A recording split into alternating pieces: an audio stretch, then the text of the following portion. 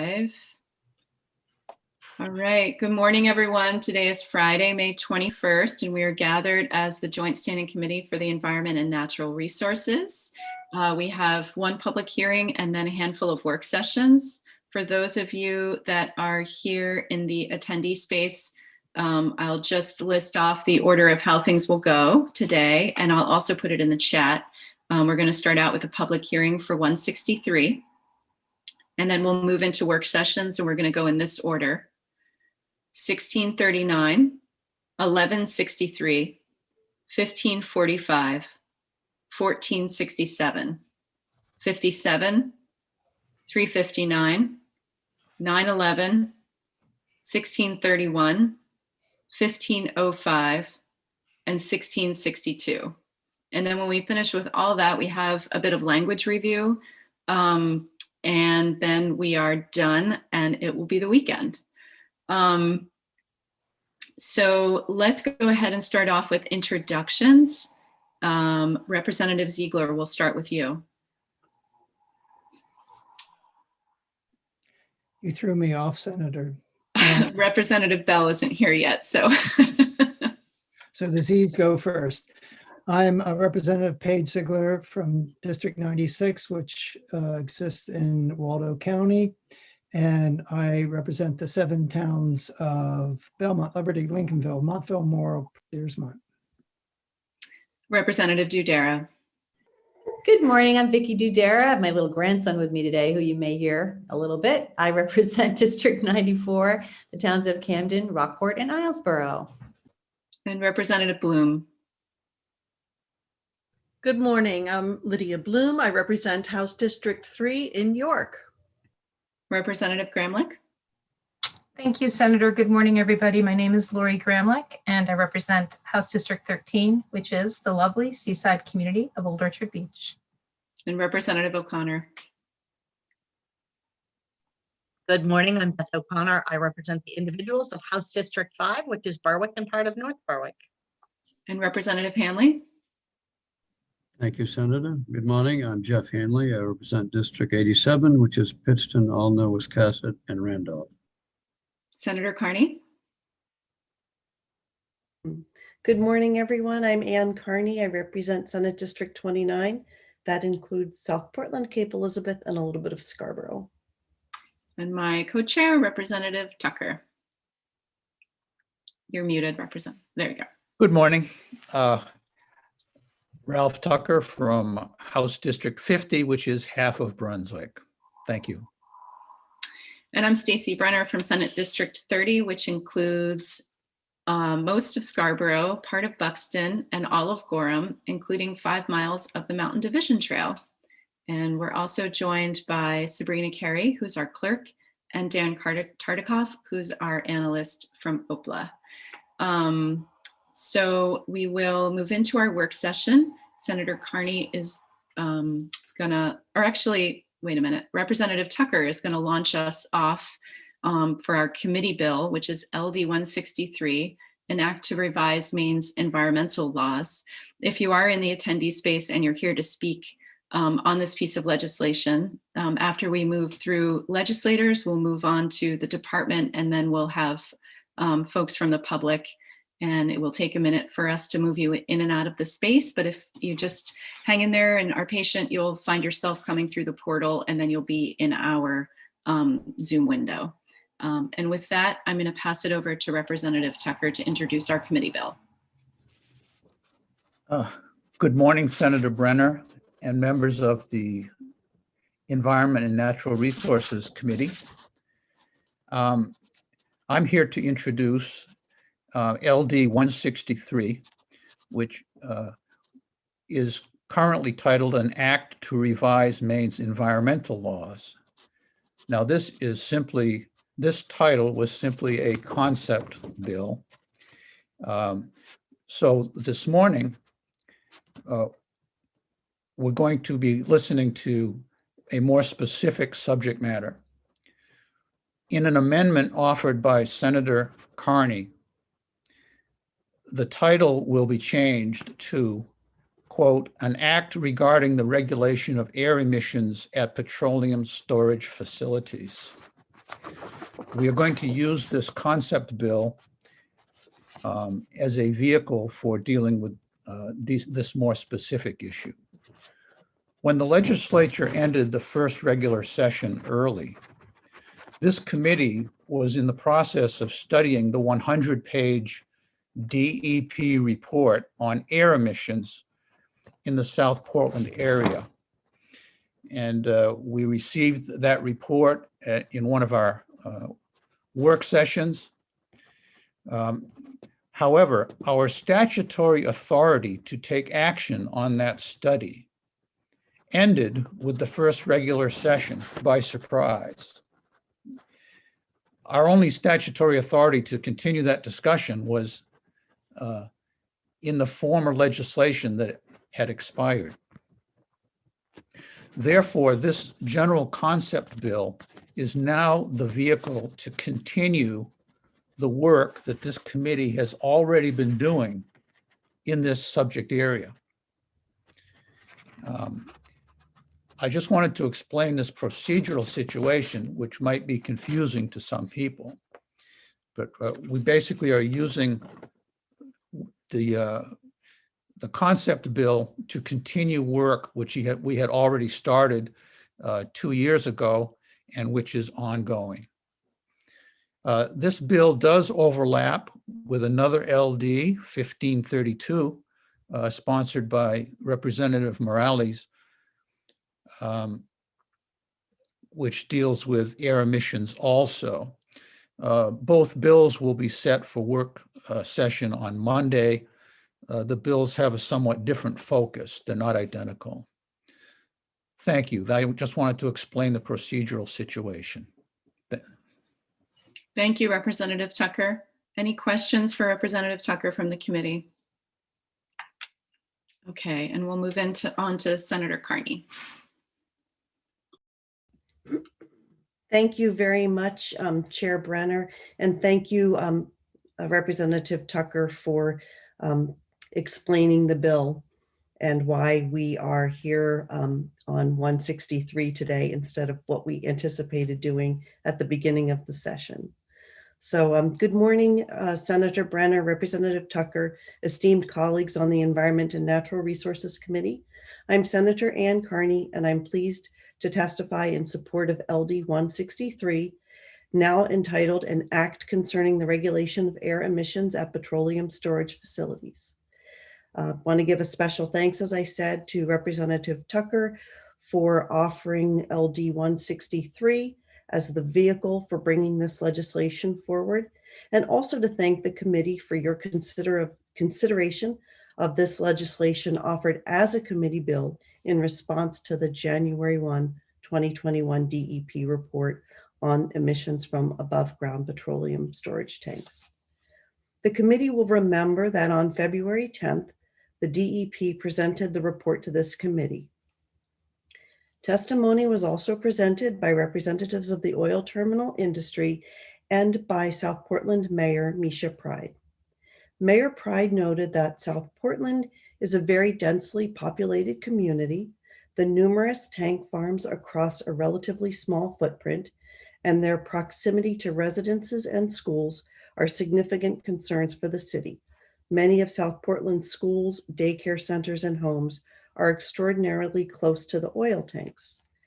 When you stand at the South Portland High School sports field or at Kaler Elementary School playground, you can see and smell the oil storage tanks.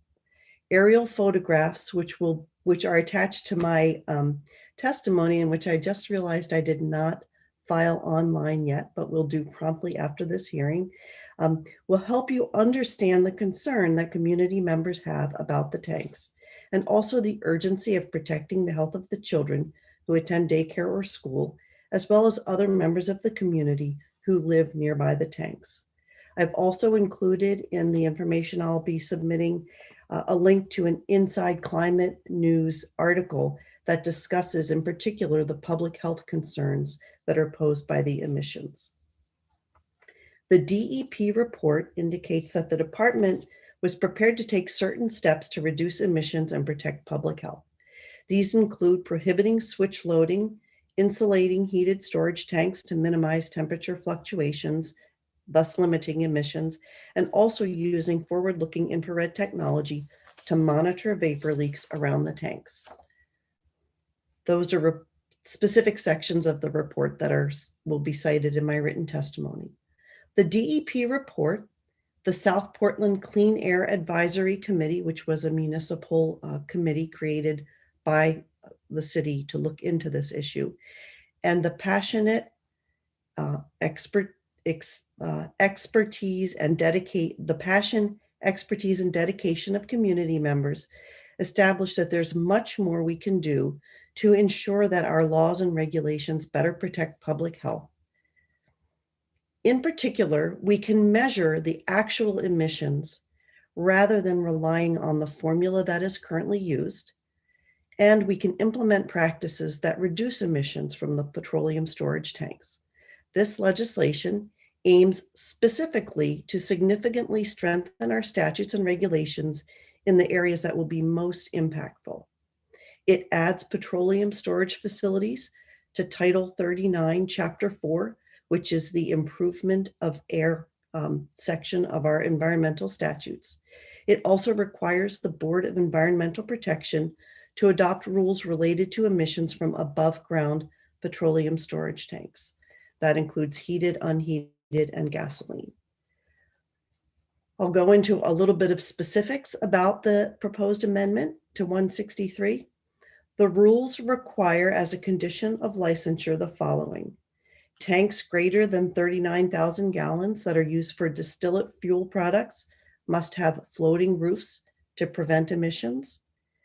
Facilities must keep records of additives that are used in heated tanks. That gets at understanding what's being emitted. Heated tanks must be insulated and temperature must be monitored to minimize fluctuations and breathing losses that are caused by the expansion and contraction of the petroleum products. Tanks, piping and fittings of all above ground storage tanks must be monitored with technology to detect leaks monthly and repairs made when leaks are found. Site-specific emissions testing and data collection must be collected quarterly on all heated petroleum tanks greater than 39,000 gallons. And this is really important. The actual test data must be used for emission reporting to the department. All above ground petroleum storage tanks with floating roofs must be inspected monthly visually and with technology. The cover and seal must be inspected every 2 years and whenever the tank is emptied and degassed.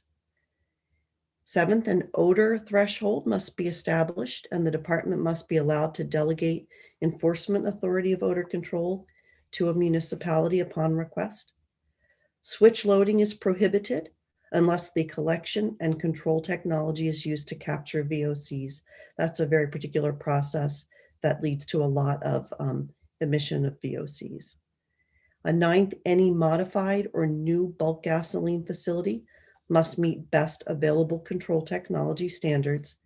And then finally, every 5 years, the board must review and update rules related to best practical treatment and take into consideration the requirements of other New England states that might have stronger regulations, and also take into consideration the EPA best available control technology requirements. Section 2 of this legislation specifies that the new rules that are adopted are considered major substantive rules and go through the major substantive rulemaking process. Thereafter, any modifications would be considered routine technical. And then finally, the legislation requires the department to report back to the Environment and Natural Resources Committee on a number of issues including effectiveness of some of the control technology that's currently in process of being installed. That includes things like mist eliminators, carbon bed absorption, and other odor control technology. It also authorizes the committee to report out legislation by March 1st of next year. That is in the second session. As I was preparing for this hearing yesterday, I was thinking very much about the public health impacts of the emissions. And there is another way that we can do better, and that is to collect data on air quality in close proximity to the petroleum storage facilities. This subject matter, I think, is dealt with very powerfully in LD 1533-32, the legislation that Representative Morales has presented to this committee, and that will also be worked on Monday with 163. That legislation, I think, really importantly ties together testing that relates to ambient levels of emissions in the community and public health effects. However, I thought that that issue was of monitoring and determining the ambient level of certain emissions was important enough to also add to this legislation. It is very important to members of the community, members who have had some significant expertise and have advocated for and even conducted preliminary fence line monitoring around the perimeter of one of these facilities. You'll hear more about that ambient monitoring process. And again, I refer to it as fence line monitoring. You'll hear more about that from Tom Mikulka, and I would ask that he be the first proponent that you call so that you can hear from him this morning. I also want to call your attention to the testimony of David Falatko that was submitted in conjunction with 1532, and that testimony also addresses the fence line monitoring and explains what it is and why it's important. There is an urgent need to understand the public health impact of petroleum storage tanks that stand beside schools, daycare centers, and right next to homes. The fence line monitoring will gather the data identifying what's being emitted from the tanks and in what quantities. This information is really the foundation for understanding the potential risks to human health and also to improving the air quality and ensuring that we all have clean air to breathe. Thank you for your consideration. I'm happy to answer any questions. Does the committee have any questions for Senator Carney? Yes, Representative Tucker. You're muted.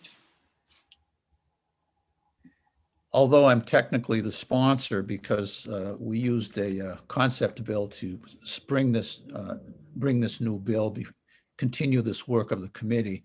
But I would like to ask a question, if that's all right with the chairman. Yes. Chairperson. Senator Carney, it seems like the DEP study and the committee's work and this particular bill seem to be focusing on stopping the leakage and certain engineering, regulatory and engineering concerns. It seems like there's a complicated regulatory regime that the state DEP works out in conjunction with the EPA. It seems like the focus of your bill or the committee amendment that we're working on is focusing on the traditional regulatory aspect of this problem. Whereas it appears that the other bill, 1532 from Representative Morales, is focusing on it overlaps, but it focuses on a slightly different focus. The South Portland situation seems to be concerned with what is basically a zoning problem that's developed over the decades,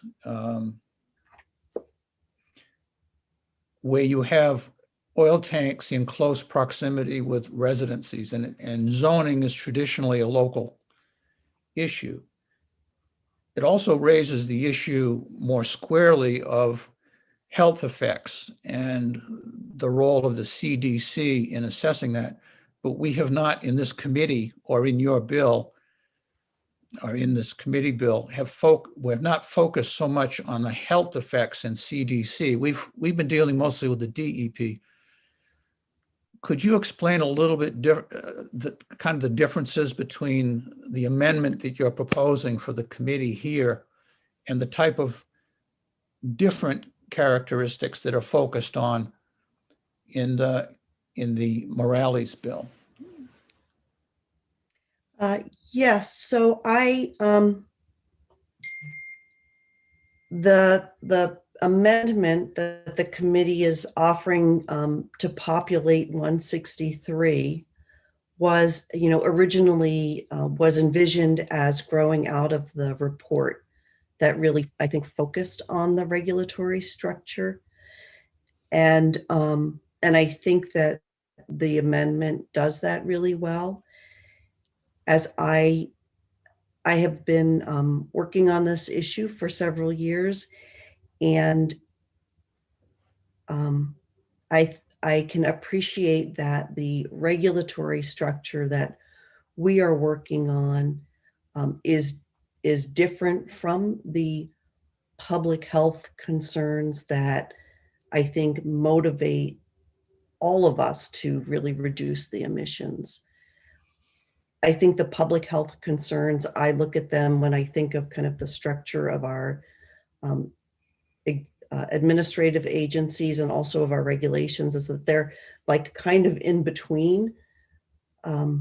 This issue kind of brings those two together, and I personally, and I think particularly Representative Morales in 1532 does this really well, is trying to figure out a way to coordinate those things to ensure that our emissions regulations that are enforced by the DEP really address the public health concerns that should be also addressed by the CDC. And I know that in the City of South Portland municipal hearings that have occurred related to these, that there is a lot of effort to kind of bring those two together. And the amendment that I proposed related to fence line monitoring is really, for me, an expression of how important it is to make sure that we collect the actual data that kind of helps pull those two systems together and makes them work together to better protect public health. It is also in 1532, and I can appreciate, I think what I'm hearing you saying is that adding it to 163 is sort of different than the original authority that the committee had as a result of the resolve that led to the report. And so maybe it's not a perfect fit for 163. I do just want to emphasize again for the committee that it is very important. Thank you. That was a long-winded response. I probably gave you more than you were asking for, but I appreciate you listening so carefully to it. I always appreciate your thorough explanation, Senator Carney. Thank you. Thank you. Any additional questions for Senator Carney? Okay, and with that, we're going to take just a minute to let Representative Bell introduce himself if he's there. Good morning. You're on mute, Representative.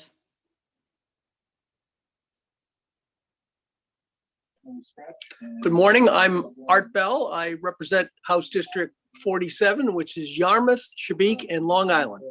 And I sense you're juggling multiple committees from the... I am. Thanks for joining us. And next up is Jeff Crawford from the DEP. Welcome, Mr. Crawford. I helped the department and the sponsor put the amendment together. And good morning. Thank you. A little bit of technical problems there. Senator Brenner, Representative Tucker, members of the committee. I'm Jeffrey Crawford, Director of Bureau of Air Quality at the Department of Environmental Protection, and I'm here this morning speaking neither for nor against LD 163. Thank you for this opportunity. For the sake of brevity, I will not discuss every section of the bill today. A more detailed review, including proposed clarifying language, is available in my written testimony.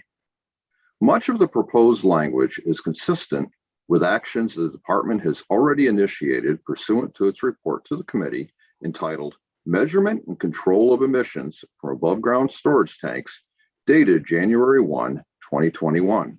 This was the department's report to the committee. There are, however, a few specific items that I would like to highlight for the committee. First, in Section 1.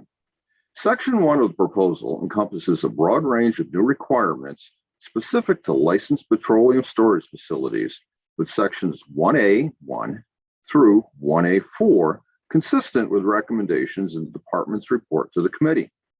In some cases, the department has already begun drafting rules to address these requirements. Section 1A5 requires facilities to establish site-specific emission factors and collect site-specific emission test data on a quarterly basis for any heated above-ground petroleum storage tank greater than 39,000 gallons. The department does not believe this requirement is implementable as written. Quarterly testing of every heated storage tank is not practical for several reasons.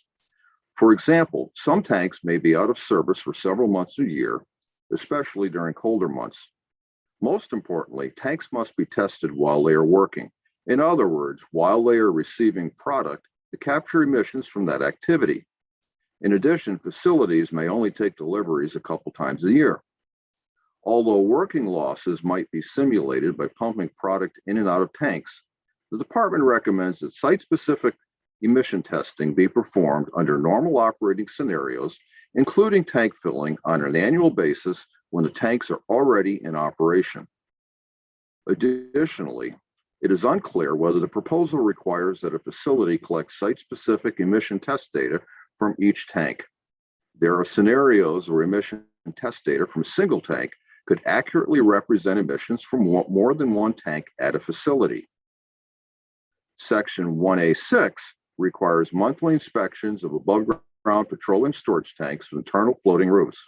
It includes the requirement to conduct leak inspections of the roof using either photoionization detection technology or flame ionization detection technology. The department supports requiring monthly inspections of floating roofs, and such inspections are commonly required by the facility's air emission license for both internal floating roofs and external floating roof tanks. Performing visual inspections of internal floating roof tanks through roof hatches is also currently required by our Chapter 111. However, using photoionization detection or flame ionization detection technology for leak detection on an internal floating roof would pose a significant safety hazard. To use these, the detector must be held within inches of the seal being inspected. This could only be done by entering the confined space between the fixed and floating roofs and walking on the floating roof itself. Entering confined spaces, especially where explosive vapors may be present, is a dangerous activity regulated by OSHA. Because of safety concerns, internal floating roof tanks are only inspected visually through roof hatches, except when the tank is taken out of service for maintenance and inspection. This allows for a full inspection to take place from the underside of the floating roof. I would like to note that the department's Chapter 111 already requires a complete inspection of the internal floating roof cover and seal each time the tank is emptied and degassed, and at least once every 10 years. Section 1A7 directs the department to develop a rule to limit odors from petroleum storage facilities and specifies that the department will delegate authority to enforce the rule to a municipality. As described in the department's report to the committee, regulating odor is extremely subjective and difficult to enforce, and what is considered objectionable will vary from one person to another. Maine municipalities already have authority to adopt and implement odor ordinances, as demonstrated by the Biddeford ordinance that addressed odor complaints regarding the former Maine Energy Recovery Facility. Odor plumes are often transient, and by the time the department can employ an inspector to respond to an odor complaint, the plume may very well be gone. This creates a frustrating cycle for complainants. The department recommends that the regulation of odor remain under local authority. Section 3. Section 3 requires the department to submit a report to the committee by March 1st, 2022, which addresses 5 specific information requests. Section 3.1 requires the department to report on the effectiveness of the mist eliminators and carbon systems that are required by the recently issued United States Environmental Protection Agency consent decrees. This is consistent with the department's previous report to the committee. However, we wish to clarify that these systems were not designed for the reduction of volatile organic compounds. Although the department intends to gather information on the potential for volatile organic compound control, these systems were designed specifically for the reduction of odors only. Suggested clarifying language is included in my written testimony. The information requested in sections 3.2, 3.3, and 3.5 was specifically addressed in the department's previous report to the committee, although the department is happy to provide an update if any new information becomes available. Section 3.4 requires the department to report its findings and recommendations regarding the ambient air monitoring study occurring in South Portland, Portland. The department already provides regular updates to both cities and interested citizens and provides monitoring results and CDC reports on the department's website. The department has participated in multiple public meetings in the last year involving discussions about those results and decisions about ongoing monitoring efforts. As we've done for topics of interest committee, the department more than happy to brief the committee next year on this topic as well. In closing, I would like to reiterate the department supports and has already begun to initiate several of these proposals and has provided more detailed comments in our written testimony. Thank you for the opportunity to provide you with their comments, and I would be happy to answer your questions. Thank you, Mr. Crawford. Does the committee have any questions for Mr. Crawford?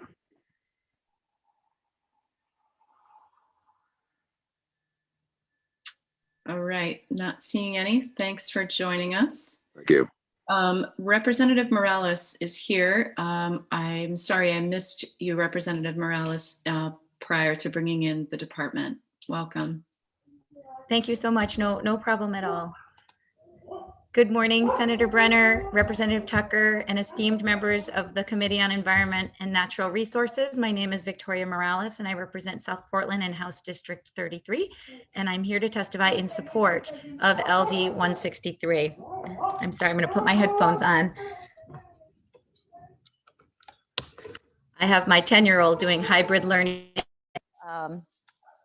There's some activity going on in my house. My community of South Portland supports this bill because it addresses a great need we have: transparency and accountability in the air emissions regulatory process. We believe that at a minimum, in exchange for allowing the emissions of, in South Portland's case, 600 tons of toxic HAPs and VOCs in such close proximity to 25,000 children, seniors, and families, we must require petroleum storage facility owners to test air emissions and install fence line monitoring around the perimeter of the 120 petroleum storage tanks in our city alone to make sure that the emissions are in fact, number one, the toxins they are permitted to emit, and number two, are not exceeding the levels they are permitted to emit. It is still unbelievable that Maine's regulatory structure doesn't require those who we allow to pollute our air with these dangerous toxins to follow these common sense measures of accountability. This legislation is a very important first step to requiring accountability and best practices on the part of the petroleum storage facility owners by requiring higher standards and more transparency. What is missing, and what was discussed a little bit by Representative Tucker, however, is the inclusion of a public health impact assessment, a human health impact assessment, to determine if the long-standing toxin levels we allow petroleum storage tanks to emit on a cumulative basis every year are deleterious to human health. One would assume that setting air emission limits 50 plus years ago had something to do with the fact that breathing toxins is dangerous to human health. Given the advances in public health and science today, it is past time that we re-examine this long-standing regulatory structure and definitively center these regulations on health. This is the focus of my bill, LD 1532, which I believe will be worked on the same day as LD 163 next week. In summary, I believe the proposed regulatory changes in LD 163 will help to repair trust in our government by putting in place standards that meaningfully move Maine towards fulfilling its duty to protect the health, safety, and welfare of Maine people when it comes to toxic air emissions. And I'd be happy to answer any questions the committee may have. Thank you so much. Thank you, Representative Morales. Are there any questions from the committee? All right, not seeing any. Thank you for joining us. And next up, I'm going to bring in Sean Mahoney.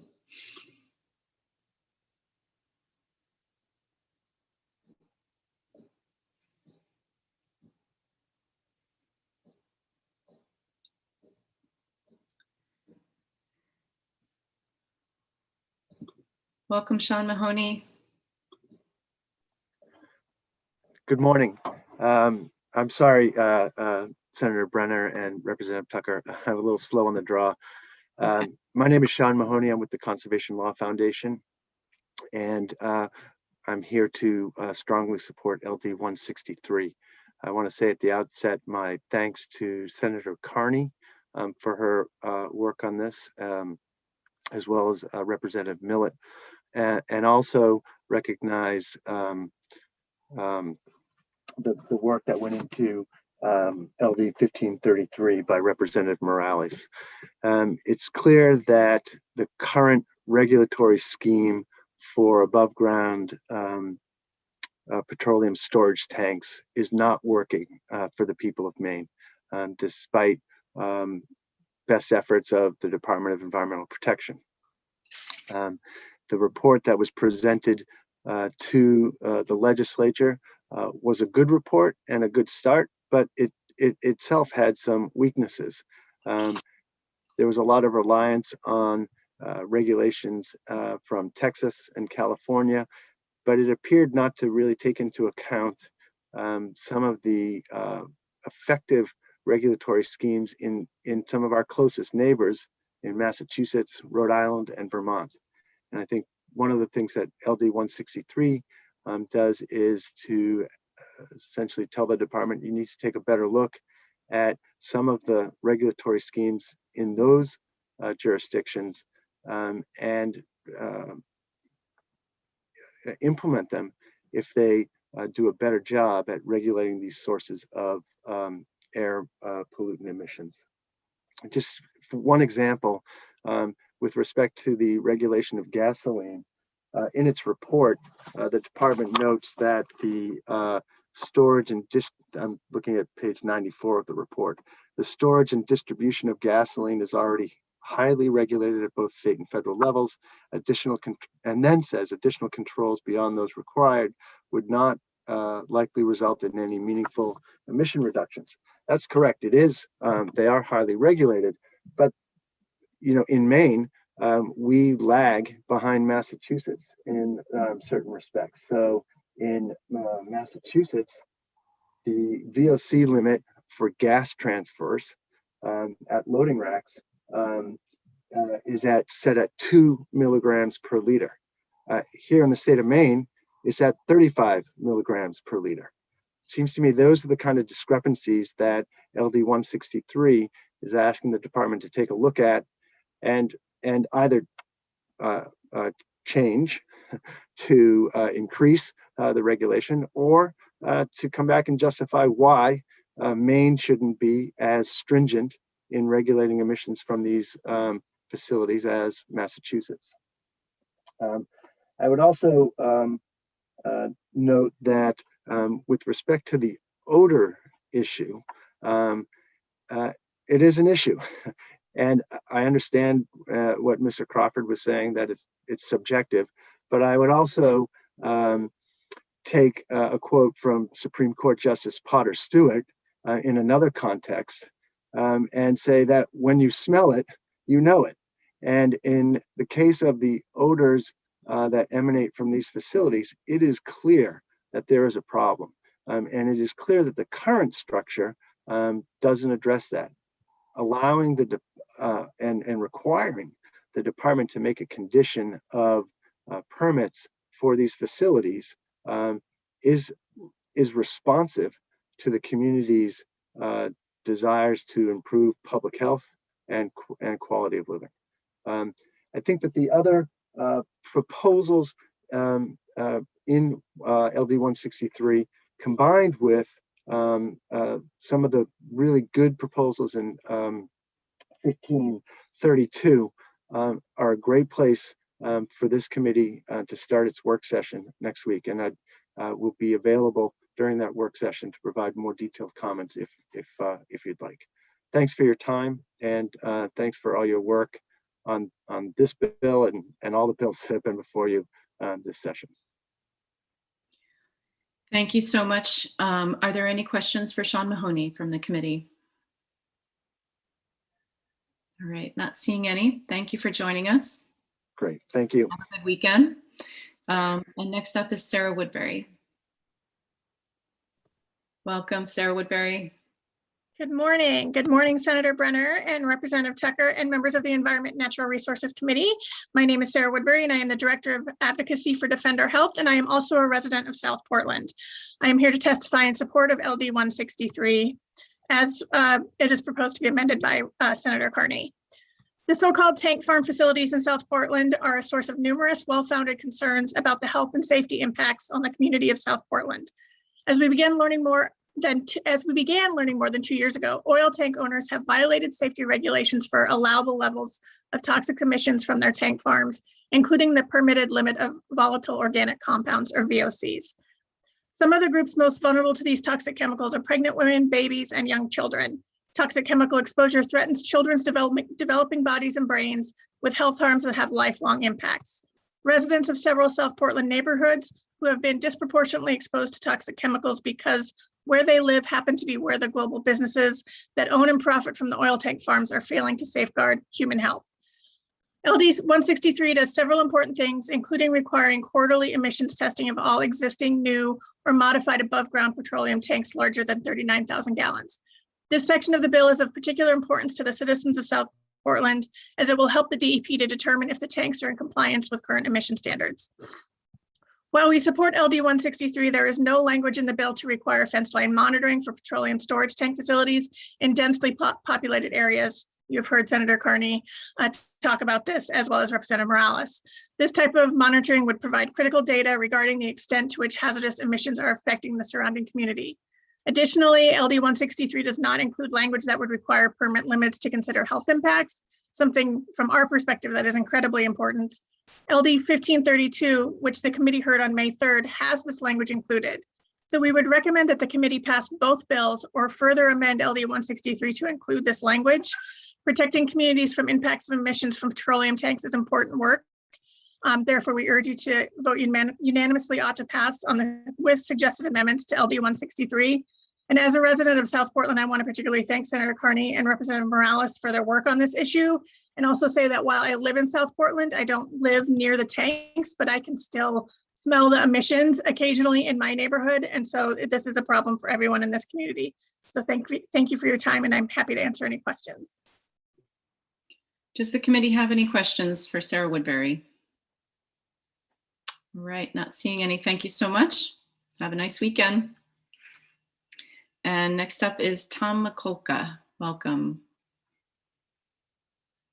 Oops, you're muted. Excuse me. Morning, Chairman Brenner and Representative Tucker and other members of the ENR committee. My name is Tom Mikulka. I am an environmental scientist. I years ago ran an environmental laboratory. It did Superfund work, and I was also a registered or certified industrial hygienist with a specialty in indoor air quality. I am also a former member of the Clean Air Advisory Committee of South Portland, and anything I say today does not represent the committee's opinions, but only mine. And so as a member of that committee, we sat through a year and a half of testimony from various groups, including the DEP on numerous occasions. And we made recommendations at the end of that. And I am here in support of this bill today because a number of the recommendations that the CAC made are incorporated into this bill and into LD 1532. So I support both bills. And I am here to Representative Carney asked me to come and explain something about EPA 325, the method for fence line monitoring, just to give you a brief overview of that. And, you know, in 2016, well, this method was developed specifically to monitor the fence lines of refineries, which are much larger facilities than we have here in South Portland. And it is now required that all refineries in the United States monitor by this methodology. The methodology was developed by the EPA. There are 3 words that define it. It is simple, it is accurate, and it is inexpensive. And I'll put in a 4th one. It is powerful. The results are powerful. Now, it was also required in 2019 in proposed legislation by the EPA to be required for all organic storage tanks, smaller facilities, but specifically non-gasoline organic storage tanks. And that part of the legislation was eliminated through heavy lobbying, so it did not go through. Historically in South Portland, in 2016, the EPA Region 1 recommended that a fence line study be done using this methodology. They applied for a grant, a rare grant, and they did not get it. But in doing so, they worked with Maine DEP to develop the proposal. And so one thing that came out of that proposal was, according to the EPA, we have a data gap in South Portland. We do not know what the impact of emissions are on the population living along those fence lines. We do have indication through the EPA's model, HEM3, Human Exposure Model, that indicates that communities living in proximity, the fence line neighborhoods living in proximity to those tank farms, experience unacceptable higher risks of cancer. Now that report was, data was reported to DEP and DEC. They do not dispute that. The EPA is very interested in the model and what it has said, and they would welcome any studies that actually get data that fill that data cap and either support the model, which says increased cancer risks for people living in close proximity to the farms. So what is EPA method 325? It is probably one of the simplest methods out there. And I'll compare it to the DEP's method. We have monitoring stations in South Portland. We have a year's worth of data, which I consider to be background data. And they take one sample every 6 days for a period of 24 hours. Now, the CDC in Maine has said they require a year's worth of that kind of data to make any determination about health risks. Here is the comparison by which method 325. Now, here's as simple as it is. Here's if you can see this is a protective container. It's got a loop on it so you can hang it. Here's about the size of the sampling device that you use. It's called a passive sampling monitor. It goes inside and it's protected. It's exposed here at the bottom where the toxic gases can diffuse in and be captured by this particular tube.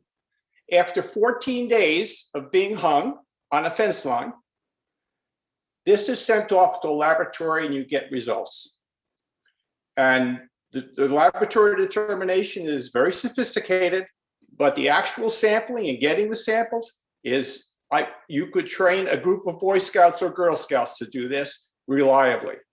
So this is the method: simple, powerful, inexpensive, and accurate. So the recommendation is a year's worth of that data. Now, what's the difference? This is sampling 24 hours a day, 7 days a week, 365 days a year. You get perfect exposure data. You will know, I will draw the analogy to this. In South Portland, it's the equivalent of you determine you have a lump under your arm and there's a chance it could be cancer. What do? You get a biopsy. South Portland is in need of a biopsy. Using EPA requiring the tank farms to do fence line monitoring according to method EPA 325 will be that biopsy. Will provide a year's worth of data, will definitively answer the question, what are people breathing in those neighborhoods? And does the EPA model that says they are at cancer risk, will that be supported by the data? That's what CDC in Maine needs. And thank you. Thank you. Are there any questions for Tom Mikulka? I have one question for you. Do you have a sense of what the cost is for 365 days of fence line monitoring per monitor, per device? I do have a sense. If you looked at each individual tank farm and used sort of the EPA's formula for it. Now we have much smaller areas, acreage areas than refineries, obviously. So, and it would probably be in the range of, for the testing, it would be the range of $15,000 a year for a year's worth of sampling. But then include upon that the labor to hang them and every 2 weeks take them down, which isn't a lot. And that would probably, I would say maybe would double the cost. So I would say for in the range of $30,000, $35,000 a year, each tank farm could determine, we could have fence line monitoring. I have one other question. What is the potential for discrepancies in VOCs coming from the tanks versus local emissions in an area as dense as South Portland compared to the kind of spaces where we often see refineries? Okay. Right now, because of the year's worth of monitoring done by the DEP, and not only one site was near a tank farm. The others are well removed from the tank farms. That really represents the background data for South Portland. So we have that. Okay. So and with the tank farm, with the method 325, you also are required to record wind direction. Mm-hmm. And so you can determine that in a particular period of time, if the levels are particularly high and they're coming from the direction of the tank farm, you have good evidence that the elevated levels that you detect are coming from the tank farm. And that's integral part of the method. You also should understand wind data. I will say that if we're going to do the individual tank farms, there will be some difficulty in assigning the exposure levels to a particular tank farm. That would take much more, a little more extensive monitoring, but you're at least going to get a picture of the total impact of all the tank farms on the community. Okay. Thank you. Any additional questions for Tom Mikulka from the committee? All right, thank you for joining us. Next up is Roberta Zuckerman.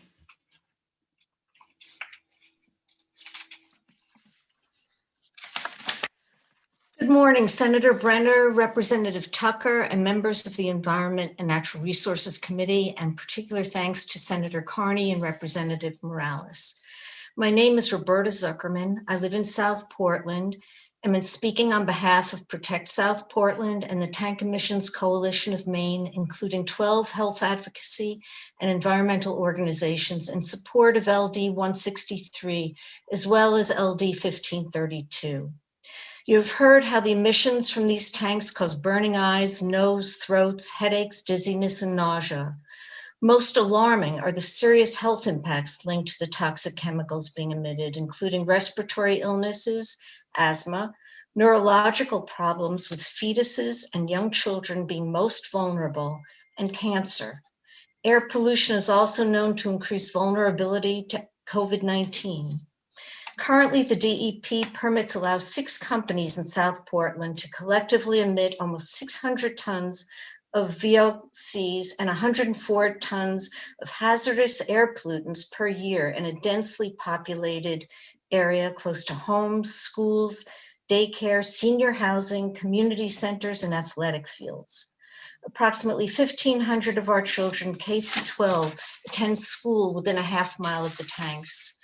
Communities like South Portland are referred to as sacrifice zones, suggesting that our health is an acceptable price to pay for business as usual. This is a health and environmental justice issue. Currently, permits are not based on human exposure health impact considerations. This makes no sense and needs to be changed. There's currently no actual testing or monitoring of emissions required. We are in support of LD 163 and its requirement of quarterly actual testing of emissions on heated tanks. We urge you to also include a requirement of fence line monitoring of oil storage tanks in densely populated areas. It's crucial for us to know how much of the hazardous air pollutants in the tank emissions are crossing over the fence line boundary into the communities where we breathe the air. People need to know if it's safe for them and their children to live here.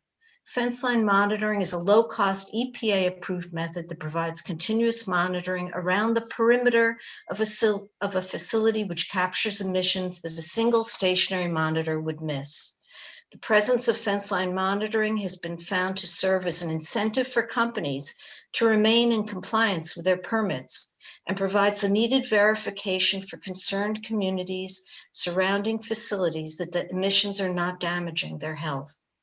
Without the transparency and accountability of fence line monitoring, we're left with business as usual.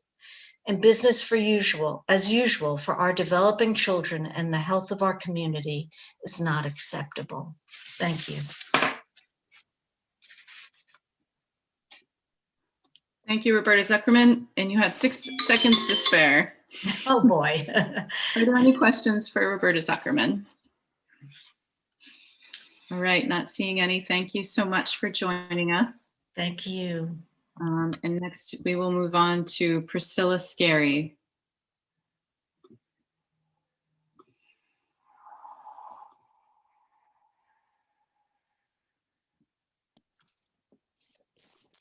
Welcome, Priscilla Scarry.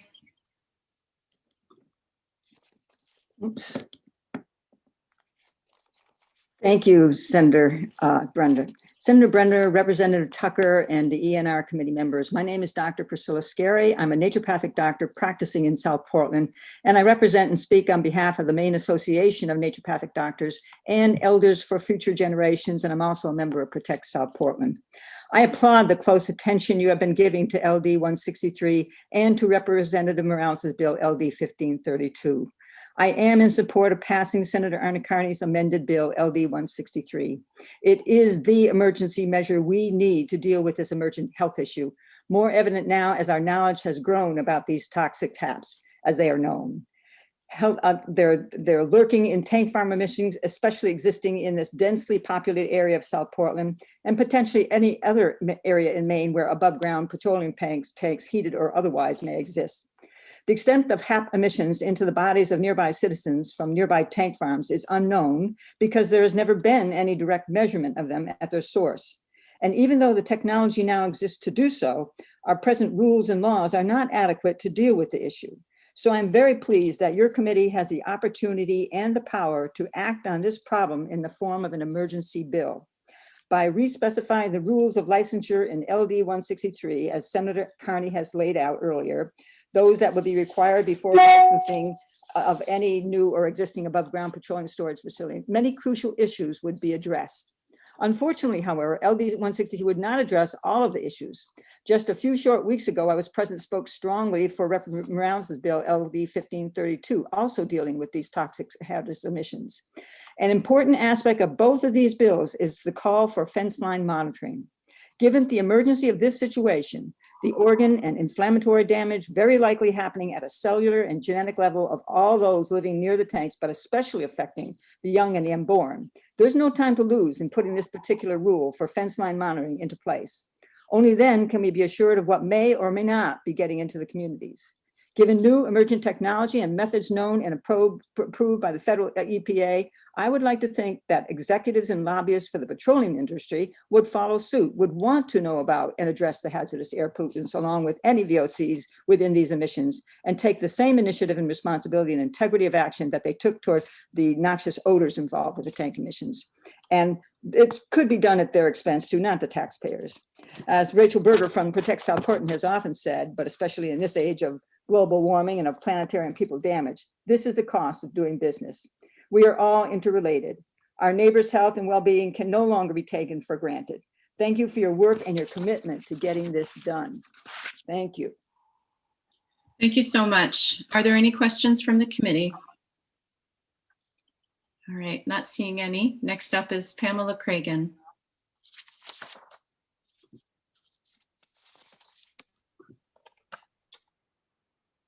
Welcome, Pamela Cragen. Good morning. My name is Pamela Cragen.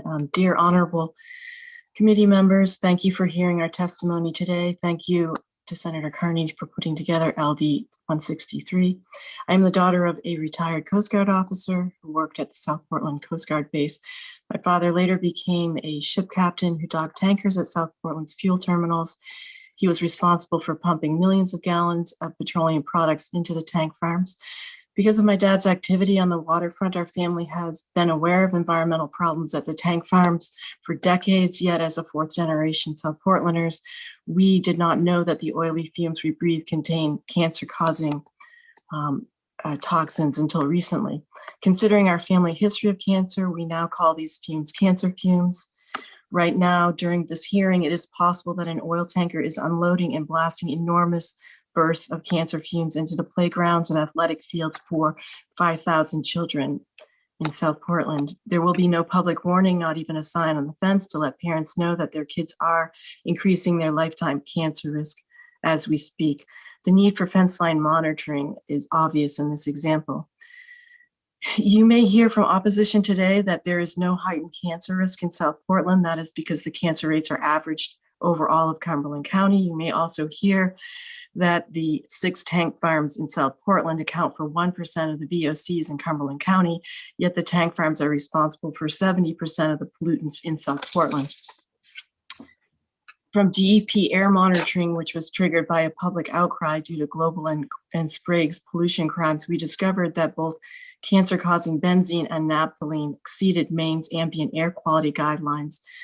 Considering Maine's, unfortunately, in the top 10 states for cancer and far exceeds the national average for childhood cancer rates, it is imperative that we do all we can to reduce cancer-causing fumes in population-dense locations like South Portland. LD 163 may reduce the fumes from the heated tanks and allows us to know what we are breathing. Some of the cancer-causing fumes have no odors. Hence, fence line monitoring will help us understand what our exposures are. On a personal note, my sister Kelly, a lifelong resident and employee of South Portland, was diagnosed with cancer at age 39.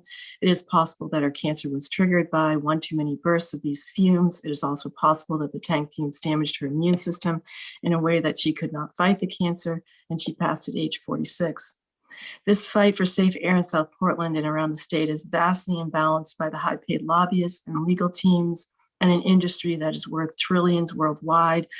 We, as the people who breathe these dangerous fumes in South Portland, are relying on all of you to help us reduce our cancer risks and other health risks. And we need a lot of help here in South Portland. We've needed it for decades. So I thank you so very much for all your help. Thank you. Thank you, Pamela Cragen. Are there any questions from the committee? All right, not seeing any. Thank you for joining us and sharing your story. That is the end of my list for people that I have signed up to testify in favor of the legislation. If you're in the attendee space and you're here to speak in favor, if you could raise your hand so that I can bring you over. All right, we'll move to those that are signed up to speak in opposition. And first up will be Mark Anderson. Before we have Mark Anderson speak, I want to recognize a few of our committee members who have joined us. Representative Johansson, if you could take a moment to introduce yourself. Thank you, Senator Brenner. Good morning. Chris Johansson, House District 145. I represent the 18 organized towns between Bridgewater and Sherman. Thank you. Welcome, Representative. And Senator Bennett, if you're nearby and have can introduce yourself. Perhaps he's tied up. We'll circle back around to him. Welcome, Mark Anderson.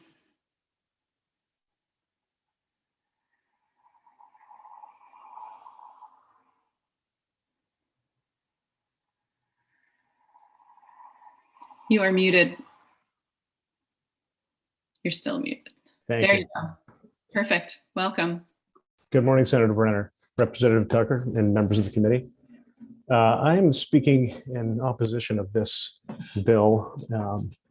Let me just begin by saying my name is Mark Anderson, and I'm the safety manager for Dead River Company, and that I thank you for the opportunity to address you today. Dead River Company is a Maine-based company. We offer a variety of petroleum products on both the wholesale and retail levels, including home heating oil, kerosene, diesel fuel, propane, and gasoline. We also provide 24-hour burner service and heating equipment installations. Dead River Company employs over 1,200 workers. In the state of Maine, we have 38 market and branch offices, and we cover nearly the entire state from Biddeford to Rumford to Calais and to Fort Kent. We've been in business in the state of Maine for over 100 years. Our retail fuel business began in Calais, and that was spawned by the need for easy access to heating and motor fuels for the community. Since the inception of the storage facility in Calais, we've expanded like heating and motor fuel storage and distribution facilities across the state of Maine and beyond, safely storing and distributing these fuels to our neighboring communities.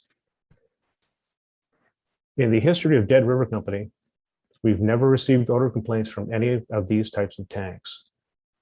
We track and work diligently to be sure we're compliant and that our facilities are properly maintained and in safe working order. Maine is an aging state and mostly rural. Many Mainers are on fixed incomes. I've been volunteering on the Keep Maine Warm telethon, which Denver contributes to, for many years. I hear the stories of those who are in need. The passing of this bill would increase the cost of heating and motor fuels, not only for these people, but for those doing business in the state of Maine with no measurable benefit to the public health or the environment. I perceived benefit from the adoption of this bill would be offset by increased transportation costs over an aging transportation infrastructure. As the safety manager for Dead River Company, I experienced traveling the state over this aging infrastructure in all seasons. The Jackson Laboratory says the proposal will not change the quality of Maine air. Instead, it will introduce unnecessary, ineffective, and costly constraints and regulatory uncertainty into the licensing process. Although we understand the intent of this bill, I urge you to vote not to pass on it in its current form.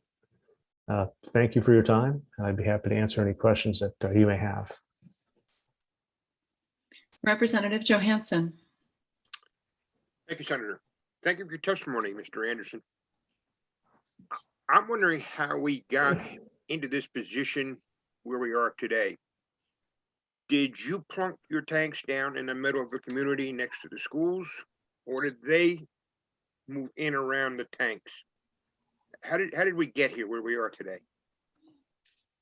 Well, in the case, it's the tanks are, if you're referring to the South Portland tanks, those were a product of the Second World War, along with a pipeline.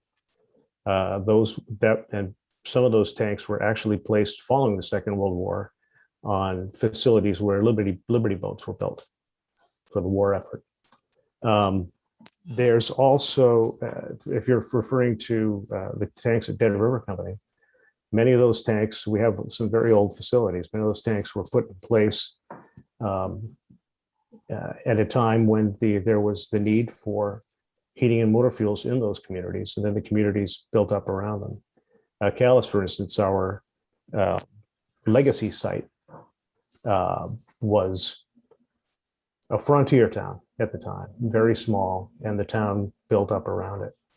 And that's often the case for a lot of these, because Maine's population has grown considerably since then, especially in Cumberland and York counties.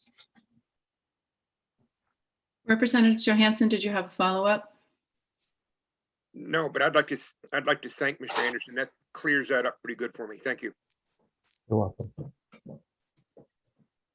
Mr. Anderson, I'm wondering if you can help me understand your company's position around what you do and consider safe, and why you would feel oppositional to wanting proof of that safety as a result of data that we could collect from testing. Well, what I'm hearing is a lot about heated tanks, and there's heated tanks they're designed for a very specific product. There's no heated tanks for gasoline. There's no heated tanks for fuel oils and kerosene. In fact, gasoline is already a very highly regulated product to begin with. There are vapor recovery systems which are required for the very reason, to capture those vapors and to filter them so that they don't pollute the environment. The other heated tanks are specifically for what used to be called number 6 fuel, and which now are used in the South Portland area anyway, for asphalt. And asphalt by nature is a very odoriferous product. And when you put heat to an odoriferous product such as that, molecules expand. Those molecules get released into the atmosphere. The other products are all in tanks that have fixed roofs, so there's no, at least the other products, meaning fuel oil, kerosene, and so on. Let's get back to my question. So why would the company not want proof that your operations are safe by increased collection of data? Well, we have never had any complaints. We very closely, we follow EPA guidelines as they currently stand. We follow DEP guidelines, the different states that we work in. We have teams of people to make sure that the facilities aren't drops, leaking, or providing other emissions. So a lot of things that we do as a company, we already have in place to prevent those sort of emissions from happening. So then one would think that the collection of data would show that you're in great shape, and that would be a beneficial result for your company. Isn't that so? The collection of data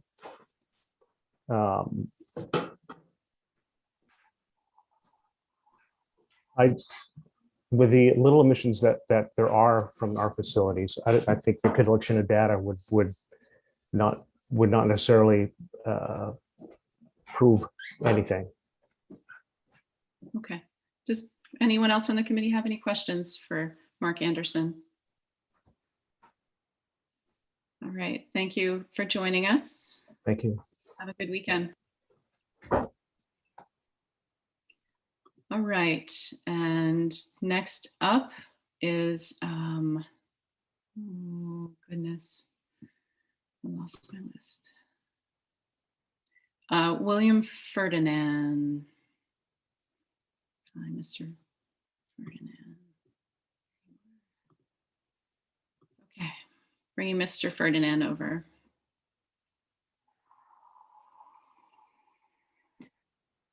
Welcome. Thank you for joining us. Good morning, everyone. Senator Brenner, Representative Tucker. I'm Bill Ferdinand. I'm a lawyer with Eaton Peabody. We work with the Maine Better Transportation Association. Maria Fuentes couldn't be here today, so I'm stepping in her place. Her written testimonies filed on your site. And there's also a proposed amendment there that addresses the concerns that you raised. The Maine Better Transportation Association includes companies that design, build, and operate the transportation system in Maine, including roads and bridges. And the reason they care about this is because they use the asphalt that is produced from the products that are stored in these tanks. You may well know that our roads and bridges are not in good shape in Maine. We have poor ratings, and the cost of doing that is quite high. And so we want to make sure that as we go forward with testing for these facilities is necessary and will provide the information that will be useful to protect public health. DEP, as Mark was just saying, DEP had the report.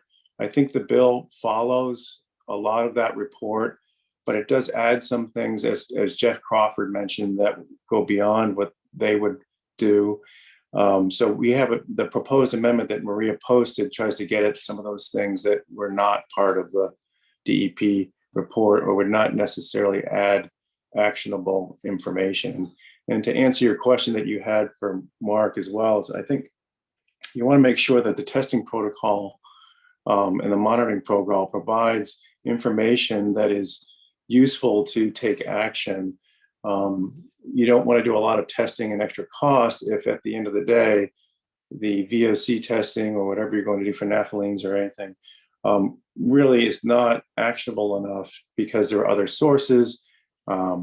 And the data gets muddied if it's not exact enough to show that there's an issue that needs to be addressed. So I think DEP knows these things way better than I do, and the Maine CDC is involved as well from a public health perspective. So just making sure that the testing protocols are going to result in information that you can actually use and take action on. So. All right, thank you so much. Are there questions from the committee? All right, not seeing any, thank you. Oh, actually, Representative Ziegler has one for you. Yes, thank you, Madam Chair, and thank you, Mr. Ferdinand, for being here. I'm looking at section 3, and you've struck out must be fully insulated at the temperature of the material stored in such tanks. Is there a reason that you're striking all this out? Let me see. I'm looking at my notes from. I'm not the expert on this, so I'll have to get back to you on that particular question, I think, to understand why that particular amendment was made. So we'll bring that back to the work session for you. And also number 4, striking out monthly basis to annually. Yeah. Okay. And so what your organization that you're representing, what are they looking at? What are they worried about in regards to cost increases? Well, what happens if the asphalt products are not available here, you have to go to Massachusetts or Rhode Island to get them, which adds huge costs. So we want to make sure that these products are still locally available, and the costs of maintaining these tank farms is obviously relevant to that. So that's what our broader concern is. I mean, as people know, even with the Climate Change Council actions trying to move away from fossil fuels, these tank farms are providing the materials for the roads, and they're also providing the bridge fuels, whether it's biofuels or things like that, that are going to get us to the point where we want to go next. And so they're going to be here for quite some time. So we want to make sure that they're affordable and available to us for Mainers to use. If I could follow up, Senator. Yes, Two please. issues. One is a lot of these tank farms are situated at near sea level. So as far as resilience going forward, are we going to have these tank farms? And the other issue is cost more imperative than health here? Are you saying to keep the costs of asphalt down, we should monitor and check so that we can protect the health of the people? I think we're primarily talking about South Portland for the most part. Right. No, I think there are, I think it's important to have data, but my understanding is that the DEP is following a data protocol that they're doing right now, and I heard some suggestions on how to change that. But I think as you looking at data, DEP can talk about what types of protocols will provide information that they could use to improve public health. So you just got to be careful with that, and not do things that won't lead to that information. So we'll just collect data, but we can't act on it because it isn't in a context that's useful. So, and DEP does this that's what they do. So they have very intensive VOC protocols that are going on in South Portland now. So we want to explore that with them and what they're doing and why, and what the value of this additional testing might be. So. Right. Thank you.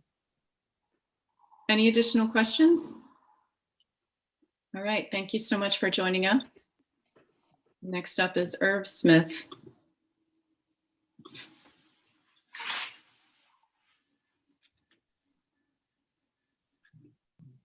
Senator Brenner, Representative Tucker, members of the ENR committee. Thank you for the opportunity to speak. I've tried to testify for LD 1532 and raised my hand, but did not get recognized. I didn't realize there was a digital hand to be raised. So please don't hold that against me, Representative Tucker, that you didn't see me. My name is Irv Smith, and I am a traffic manager for H.O. Bouchard, which has specialized in transportation services since 1958. Anyone who cares about the economy should be concerned that LD 167 could cripple Maine's energy and transportation infrastructure, increasing the cost of heating oil, fuel, gasoline, and asphalt for Maine families and businesses.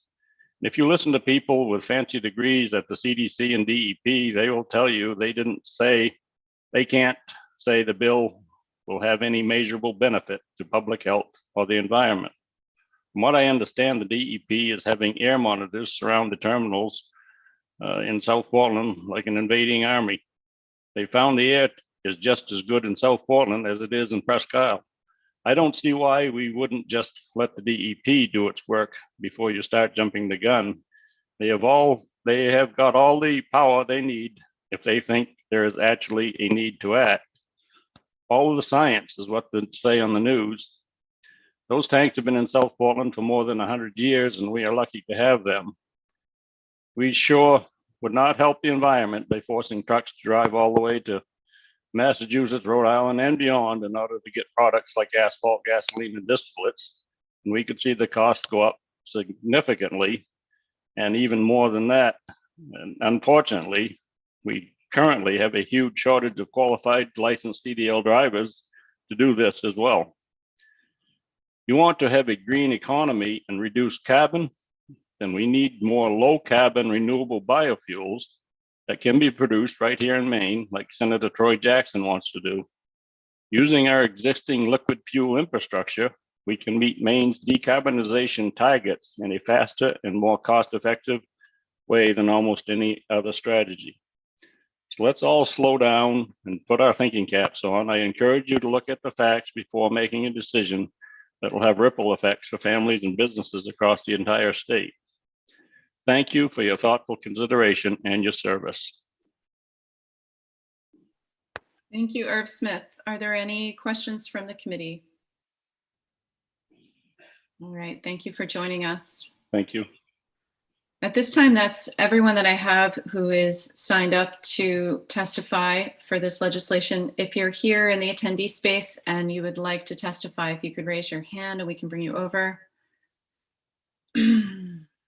Okay, Lindsay Boker.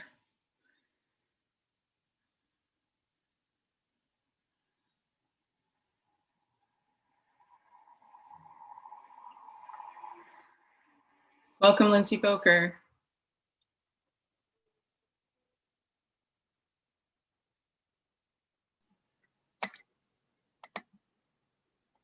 Hello, I had no comment on this bill. I just was checking in on LD 1163 and I look forward to listening.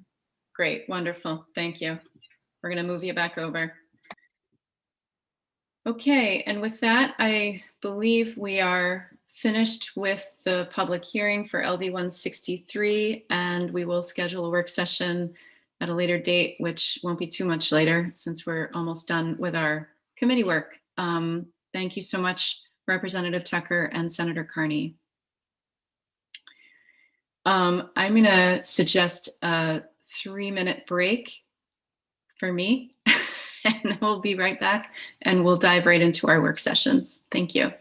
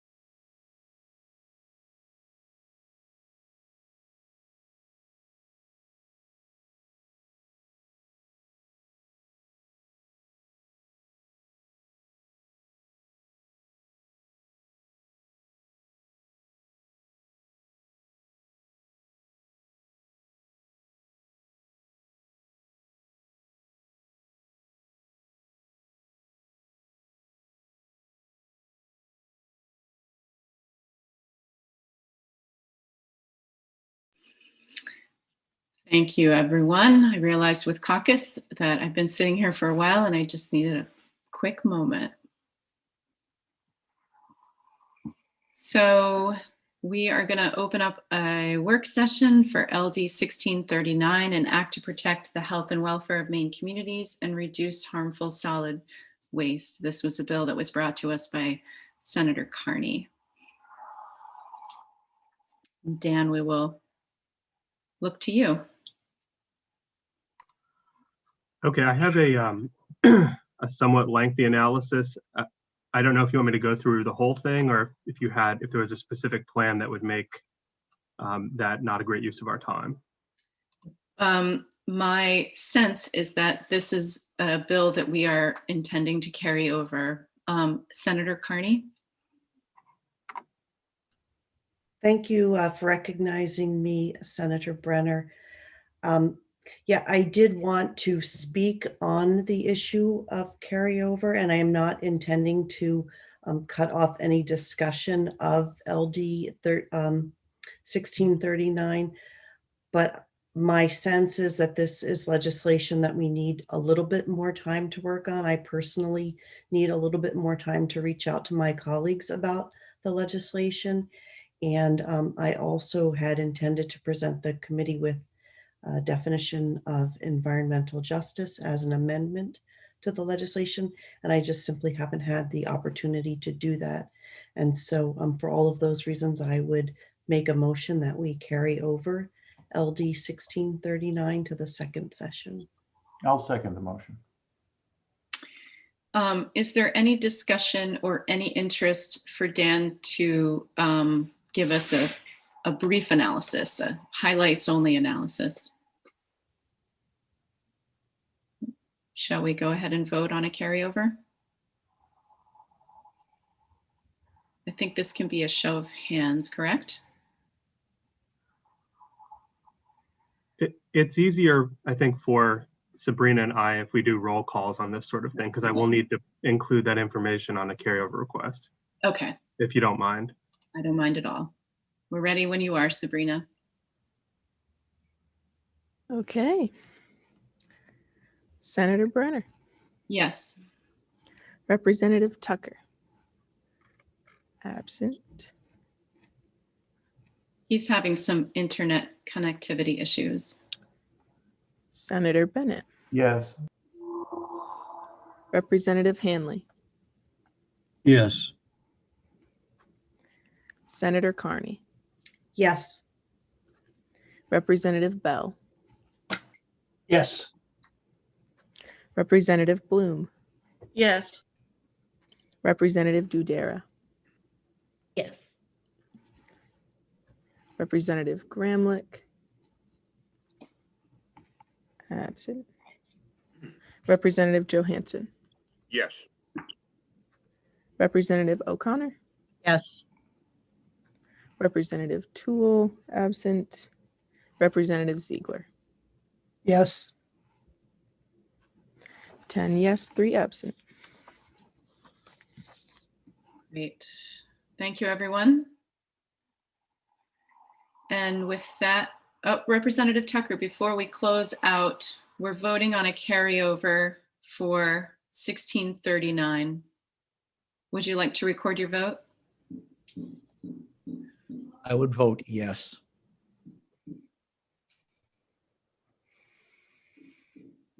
Okay, and with that, we'll close the work session on 1639.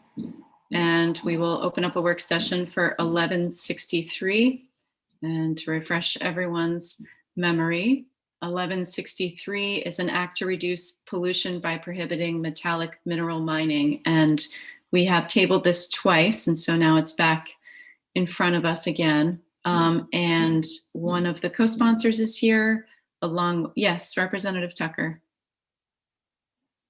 Oh, you're muted.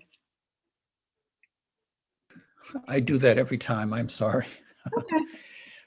Just to focus the discussion, I would like to move not to pass, not to cut off discussion, but to focus it. I'll Second. second that. Lots of seconds. So we'll go with Representative Ziegler for a second. And then let's bring in Senator Maxman and Mr. Marvini from the who's our state geologist.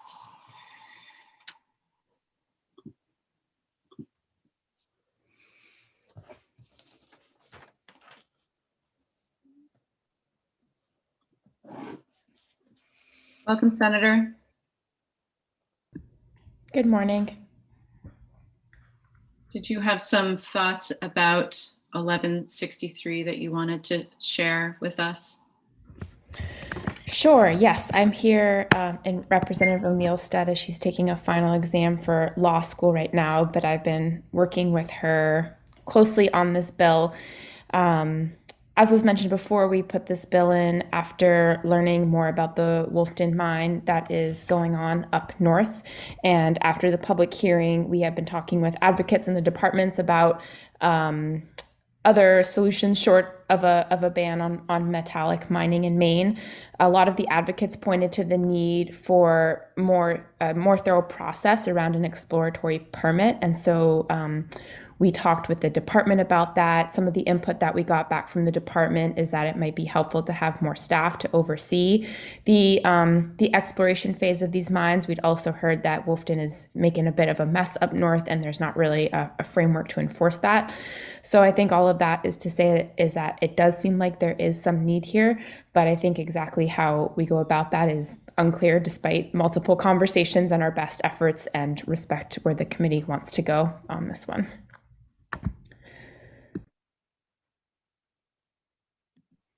All right, thank you, Senator Maxman. Mr.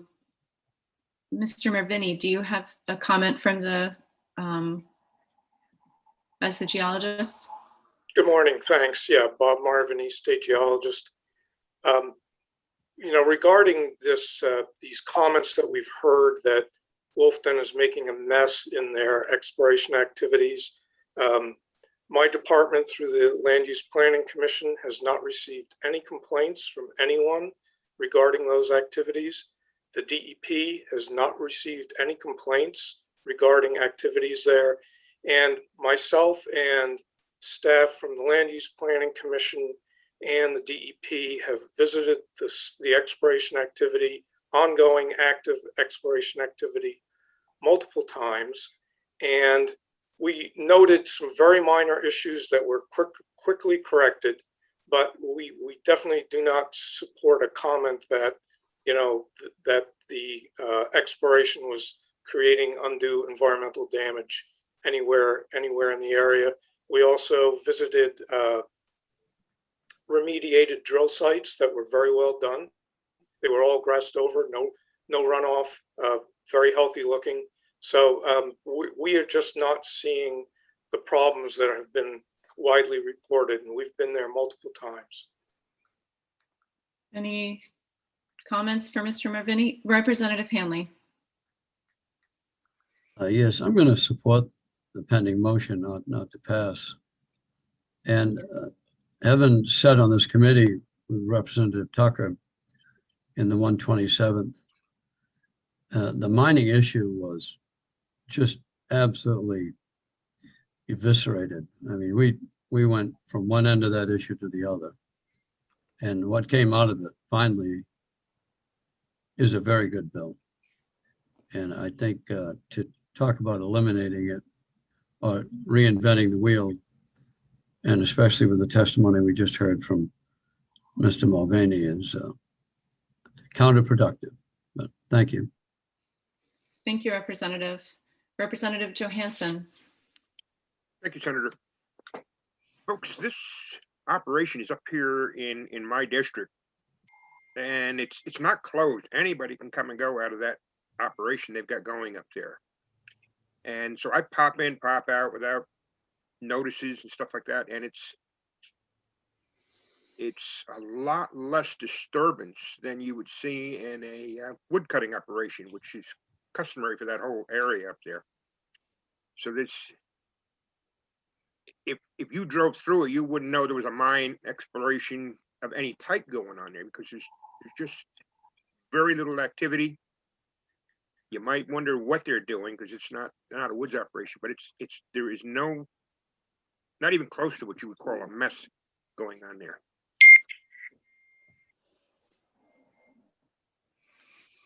Thank you, Representative Johansson.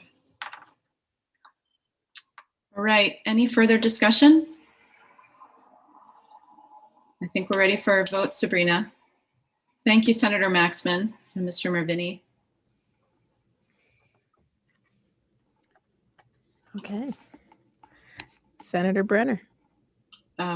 Just to overview. remind everyone, we're voting, the motion is ought not to pass, and my vote is yes. Representative Tucker. Yes. Senator Bennett. Yes. Representative Hanley. Yes. Senator Carney. Absent. Representative Bell. Yes. Representative Bloom. Yes.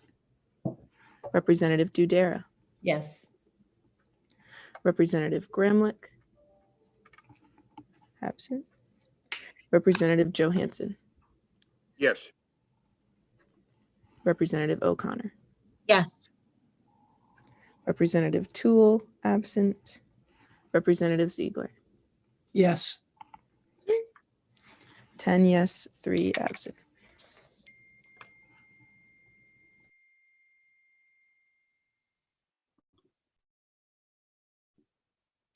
All right, and with that, I think we are able to close work session on 1163, and we'll go ahead and open a work session on 1545. And this is, as a reminder to everybody, 1545 is an act regarding greenhouse gas emissions and reductions associated with significant development projects. Representative Tucker, did you have a comment? You're muted. So now you have to say the PFAS chemicals in full. Yes, we could have a fine for people who forget to turn off their mute. Representative Fay brought up some very legitimate concerns about greenhouse gases, and also particularly as concerns big projects. However, I think it's getting late in the session. It's a very complicated subject, and I'm going to make a motion ought not to pass. I'll second the motion. Any further discussion? Senator Bennett. Thank you, and I'll take it. I've been in and out of the meeting, so I haven't had a chance to introduce myself as yet, so I'll just let everybody who's paying attention, who doesn't know me already, know that I'm Rick Bennett, and I represent 13 towns in Cumberland and Oxford County in the Maine Senate. I will support this motion. I think that is a big subject. However, I do think some questions were raised, as the House Chair mentioned, and I'd like to continue in more of a perhaps a formal way than would otherwise happen with the department to understand the potentiality going forward of having a better understanding of the way that these permitting processes can gather information relating to greenhouse gas emissions. So I would ask the committee to consider, while supporting this ought not to pass motion, perhaps sending a letter to the department asking for their thoughts about the best ways that we may, as a committee, as policymakers, assess the impacts of some of these big projects going forward, and what sensible ways they might consider and put forward for us to think about that would keep this important issue kind of going, and get this committee sort of formally involved in thinking about it. So that's where I am on this, and I would be pleased to suggest that.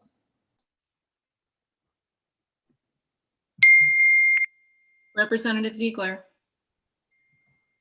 I just wanted to chime in that I agree with Senator Bennett that this is a very big issue.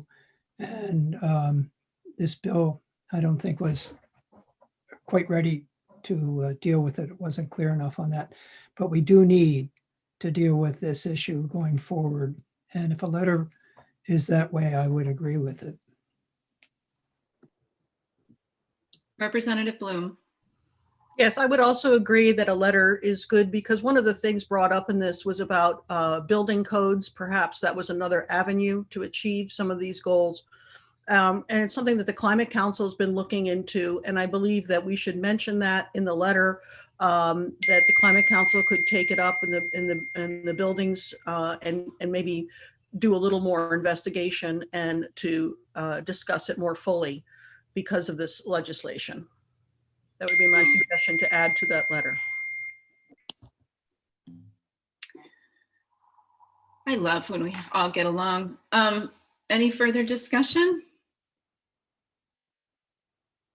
Yes, Representative Tucker. He's frozen. What a letdown. I think he was going to say something really important there. He probably is right this moment. But instead, he's turned into Han Solo in Jabba the Hutt's palace. All right. I'm going to suggest that we move on to a vote and with an intention for a letter as well.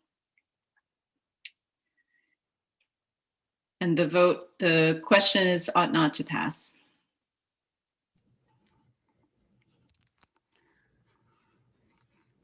Senator Brenner. Yes. Representative Tucker. I'll let him go. Absent. Senator Bennett. Yes. Representative Hanley.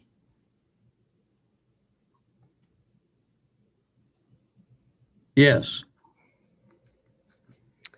Senator Carney. Absent. Representative Bell. Yes.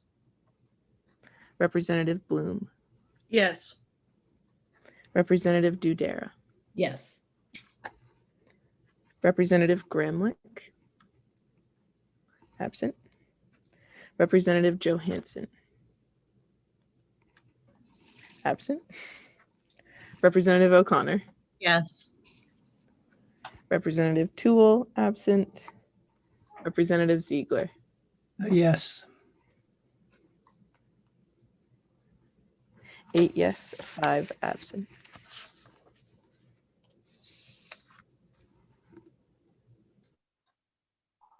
All right, thanks everyone. Moving right along, we'll close the work session on 1545 and open up a work session on 1467.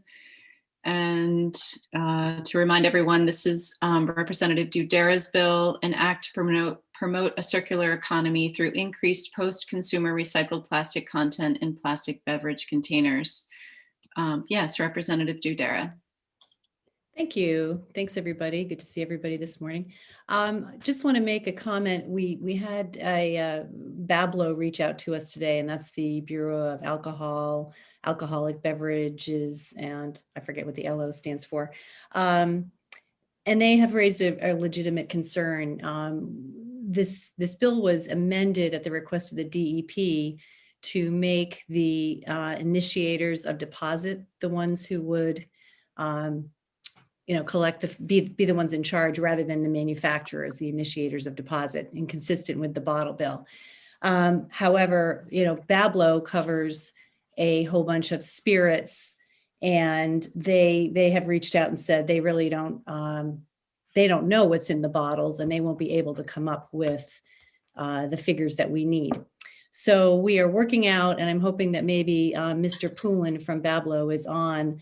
Something that I suggested to them is that we could carve out special language where that when spirits register with BABLO, that's when they would put in the requirements that are necessary for this bill. And that's when all that would occur. So it'll take it off BABLO's desk, if you will, and then we would exempt BABLO from this bill. So I'm sorry for this last minute little hiccup, But the good thing is that, Bablo supports the intent of this bill. They've got quite a few plastic bottles that spirits are contained in, and we just need to figure out the way that we can make it work for them. So I don't know if they may be on the line here and they may be able to speak to this new idea that we've got.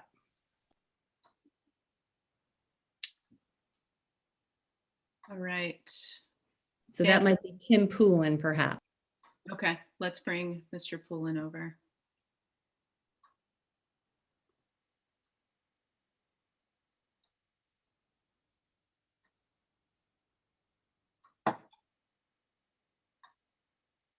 Welcome, Mr. Poulin.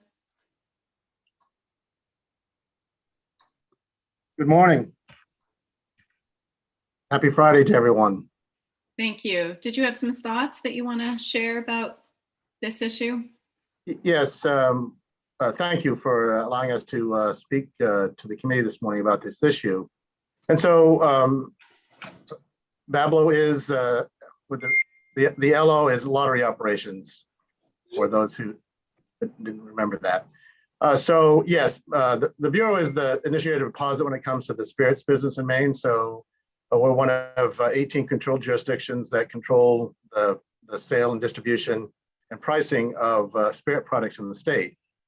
So we have a mix of, we have somewhere in the range of 3,500 different brands or SKUs in the warehouse down on just across the municipality border in Hollowell at the Pine State Spirits Warehouse. And about, of course, you're all familiar with the members that were on this committee back 3 or 4 years ago. We added the 5-cent deposit on the 50 ml size bottles. And so in calendar year 20, because we under DEP law, we are required to report the mix of bottles that we sell between plastic, glass, and metal based on the deposit value. And so in fiscal year 20, we sold almost 9 million 50 ml plastic bottles. But overall in our mix, about 40% of our total portfolio is in some type of plastic container. And so we deal with about 90 out-of-state manufacturers and 22 in-state distilleries on products that they bring into the warehouse. And so I think the only comment I would make to Representative Dudera's suggestion for us is that when they register and list their product, it usually is the first time it's coming to be sold into the state. It hasn't been sold yet. So as with any container with a redemption value on it, that has to be registered with DEP.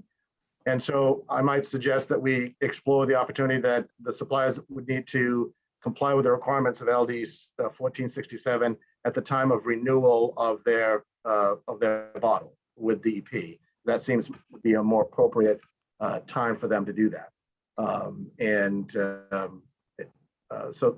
But I think we can come up with the language and probably where it should be reflected in Title 28A so that when they're licensed as an out-of-state manufacturer of spirits, we refer to as a COA, a certificate of approval, that would be part of the statutory requirement that would be included with that. So for Dan, that would be in section 1381 in Title 28A. You could take a look at that. But again, we support the direction of this bill. I live in Sydney, Maine. We have very limited plastic that gets recycled in Sydney. And so there's unfortunately other, non-plastic that goes into my garbage, so I would support as a business person running the business for the state for spirits. I think that's a great direction to go. And personally, just, I want to recycle as much as I can. So I would appreciate that we can get our folks who give plastic into the system, that it can be used to reproduce new bottles to fill and distribute it into the system, both spirits and non-alcoholic beverages. Thank you so much. Representative Bloom. Thank you. Thank you for being here. How how often is there what's the time frame between licensing and relicensing? How often does that happen? Yeah, so they have to renew their registrations on their bottles annually with DEP. Once they list their product with us, we sell it until they come back to us, ask us to delist it, or there's, the sales have dropped off dramatically and we're not selling any more of it. And we, the Bureau, or through the commission, would, the State and Liquor Lottery Commission would delist it for not for sale. So they do that annually. And we work with DEP on non-compliance when our suppliers don't renew their registrations. So then this would be on so we would be able to get to all of these yes, manufacturers within a year or two. That's correct. Okay, thank you. All right, Representative O'Connor. Thank you, Madam Chair. So my question is actually to Dan Tartikoff. I don't know if we need to physically see this all in writing, or if not, I would like to make a motion ought to pass as amended with that language in it. Is there a second? Second. Representative Ziegler is a second. Dan, did you want to respond? Sure. I have no idea how to accomplish this. The way the amendment is set up at present is a focus on initiators of deposit. What Tim said, essentially, as I understand it, is there would be compliance at the time that the label is is registered with DEP annually. So this wouldn't be going in 28A, it would be going in Title 38. So you'd either have to change the structure of the current amendment so that it's not focusing on IODs, or you would have to create essentially two separate statutory frameworks, one for IODs for non-spirits bottles and the other for manufacturers of spirits. That seems like it could be pretty cumbersome. So I understand what the intent is. If you want to vote on this today, I would just recommend voting on that intent and not directing any specifics, because I have no idea how to accomplish this. I'm sure I can figure something out. It may be very cumbersome though. Does the committee have any comments about their comfort going ahead and voting with the intent? And then Dan can circle back around to us.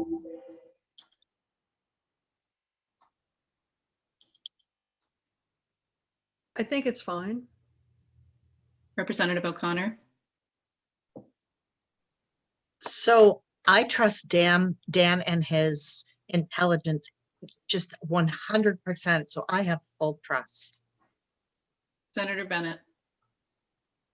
Yes, I don't know if I heard from our able Mr. Tartikoff a plea for an assurance of our faith in him, more than a question about, whether he's going to go to a lot of work, and I'm just wondering if there's a better way of narrowing this so that we can maybe set aside some set of issues relating to this, maybe not, but if Dan, and in particular anybody else or any members of the committee have thought about this in terms of a way to just narrow this up so that we maybe just set aside this issue entirely for now, maybe that's another option. Representative Ziegler.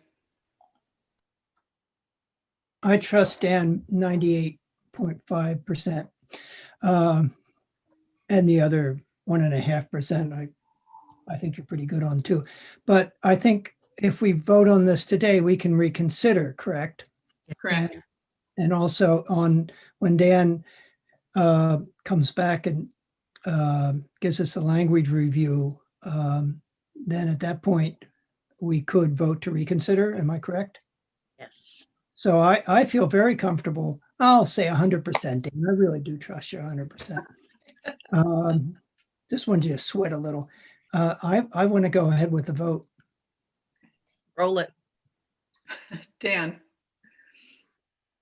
So you certainly can reconsider any bill that's been voted. However, given our lineup for next week, I am not confident at this point I will be able to bring you back this language by the end of next week. And as you know, the ability of committees to continue meeting past the 28th is a bit up in the air right now.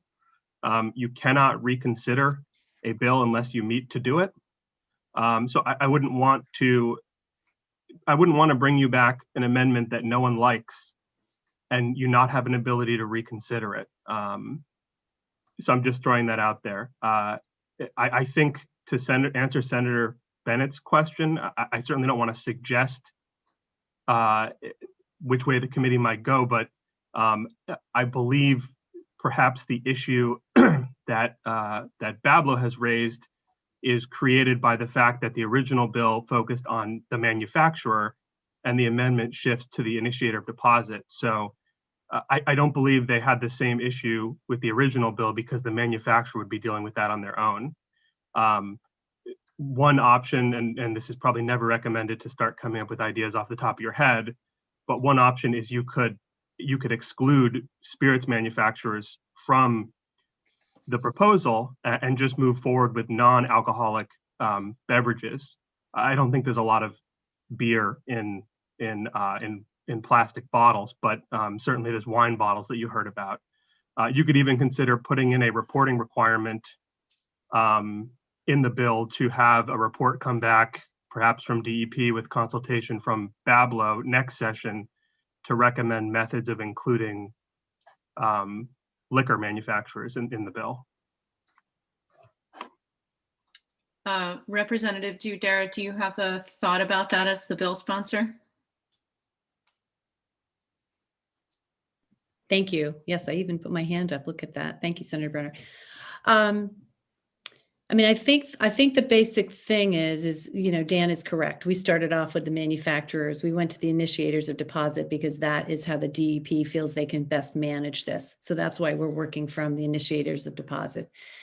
And I think the way to go with this is to exempt Bablo from this bill, but somehow put in when they do register that they're following the requirements when they register with DEP earlier. So I hear Dan saying that maybe that sounds too tricky to him, but I have folks who will work on it with you, Dan, and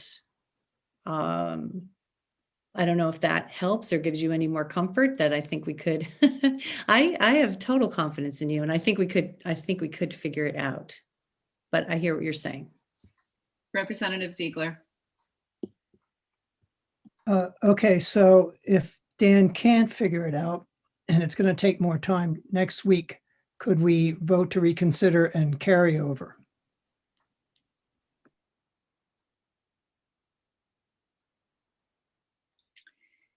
That would be an option. So I think there are a few ideas here. One is to exempt spirits. Correct? The other one is a carryover. Everybody's moving around all of a sudden, sorry. It's really distracting when people put their hands up and everyone moves. Representative Hanley. Yes, thank you, Senator. I was on board with this until I hear of all the complications. And I don't like to do something just to do something. So I like Dan's idea of removing the spirits. I think that would solve this pretty quickly and you could move ahead with it. And a future legislature could fine tune it. But to try to pile too much in it and hope that we have something useful a week from now when we're right against the wall is, I think, an unreasonable way to go. I would suggest that we amend it with Dan's suggestions and move it that way. That would be my hope. Senator Bennett. Thank you. I first of all, I want to just say to Representative Dudera,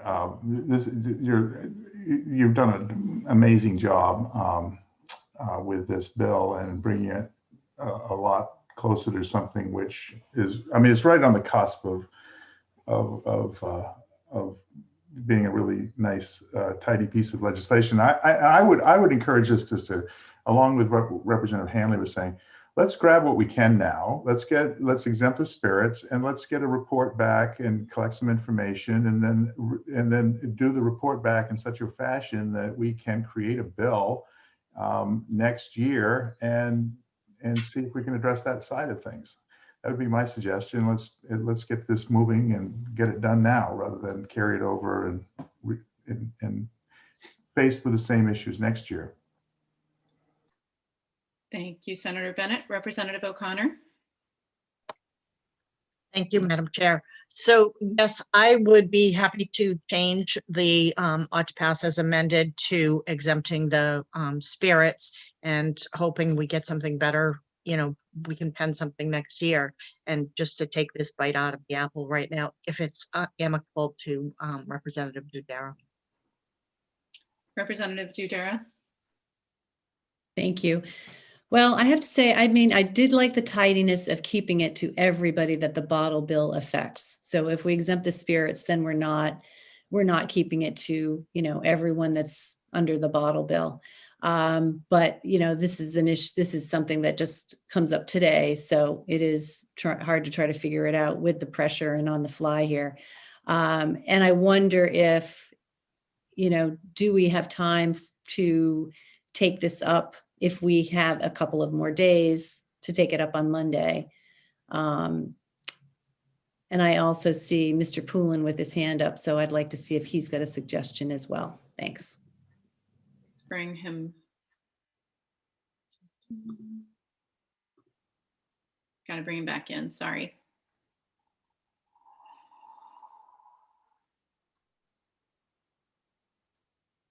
Welcome back. Thank you. I just want to make sure we define it correctly. We want to refer to it as spirits and not liquor, because liquor under 28A is all types of alcohol. So and I'm sure Dan would pick that up anyway, but just want to make that point that we're talking about the spirits and not liquor, because liquor is beer, wine, spirits, hard cider, hard seltzers, whatever it might be. So just want to make that point. Great. Any additional thoughts? Representative Ziegler. Correct me if I'm wrong, but I second it, and I have to remove my second. Is that correct? And so I just want to ask Representative Dudera definitively what she would like to do before I remove my second. Thank you. I appreciate that. Well, I would beg the indulgence of the committee and just have another session. And I know this has gone on, but it's complicated. We want to get it right. And I just would like to have one more little session to see if I can figure out this last piece of the puzzle.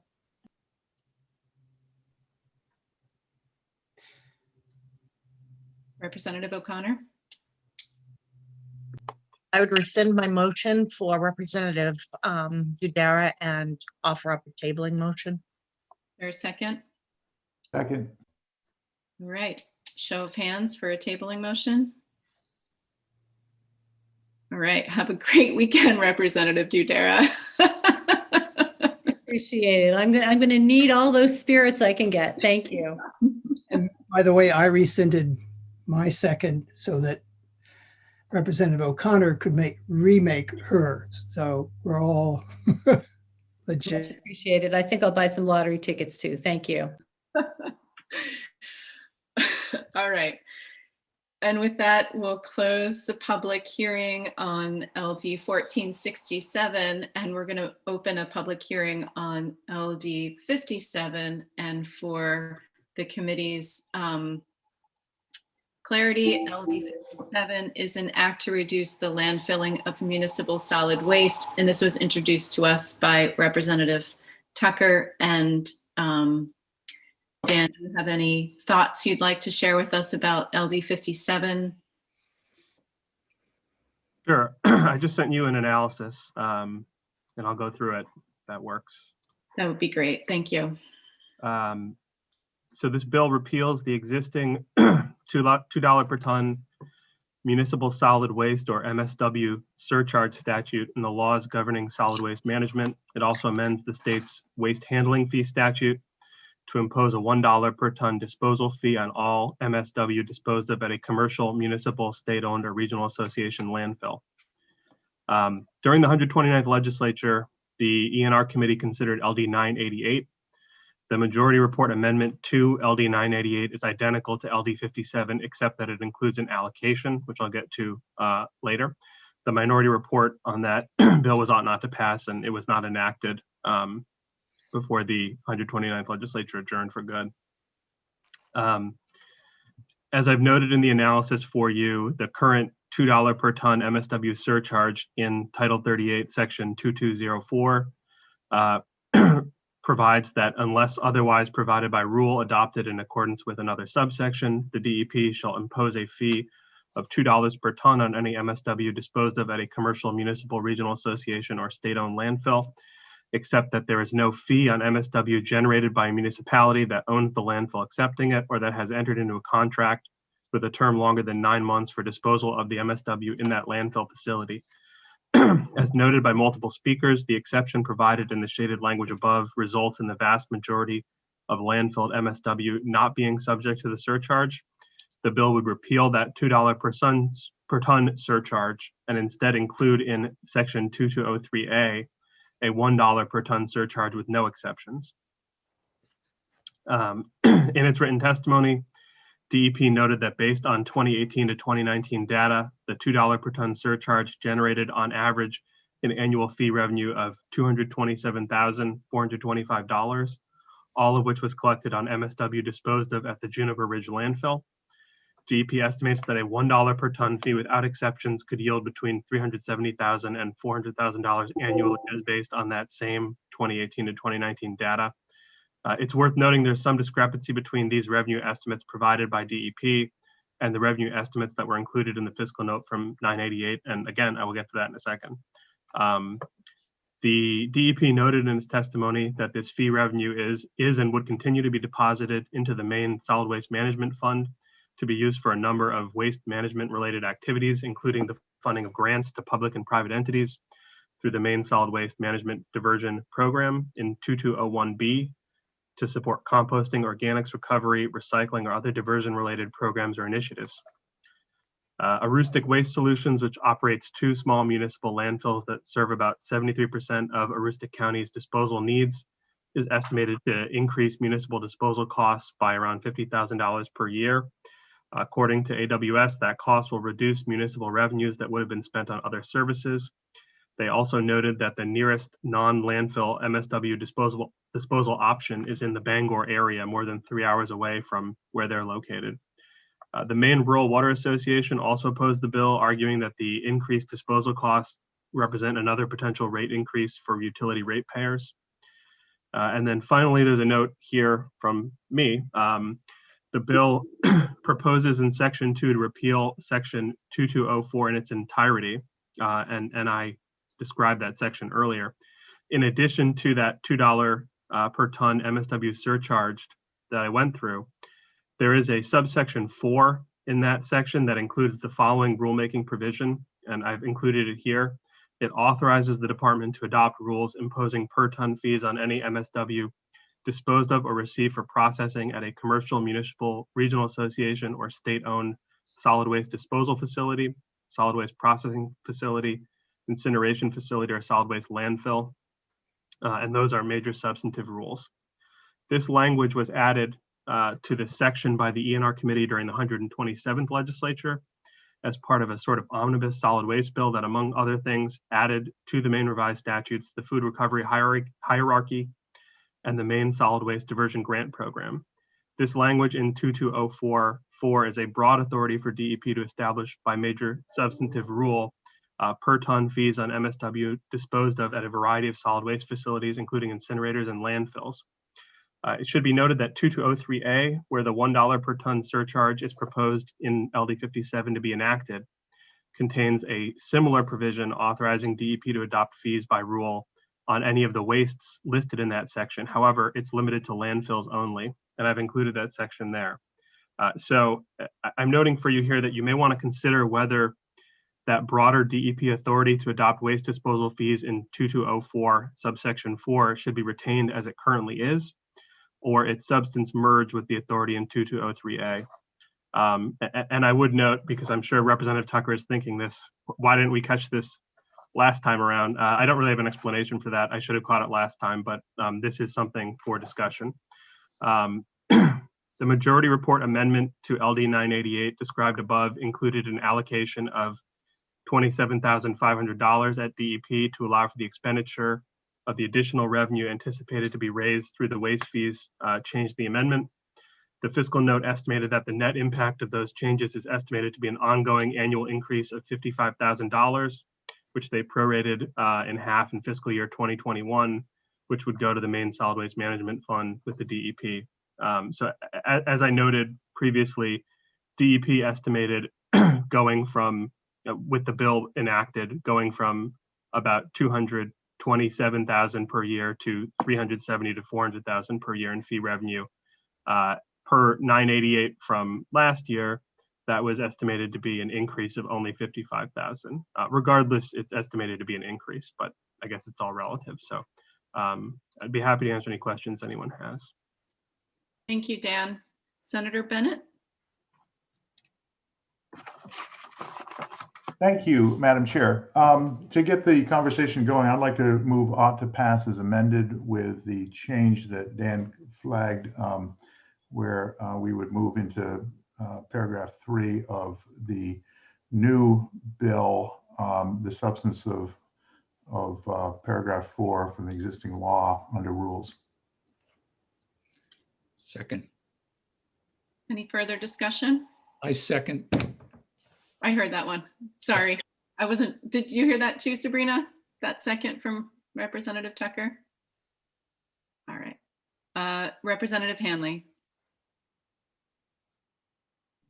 Yes, thank you, Senator. I'm going to be opposing this motion, but the department, Ms. Clark, transmitted to me all kinds of useful information about the fund and its sources of income. And it's obvious this fund didn't need any more money. It appears to be awash with money. So the issue isn't gaining the $125,000 to $150,000 of additional income. But the way it's being done is cost shifting, and it's going to really affect the people I represent, the landfill in my area, the Augusta landfill. So these cost shifts are unnecessary, and the increased income to the department, to this fund, is unnecessary. So I'm going to be opposing it for all those reasons. Representative Tucker.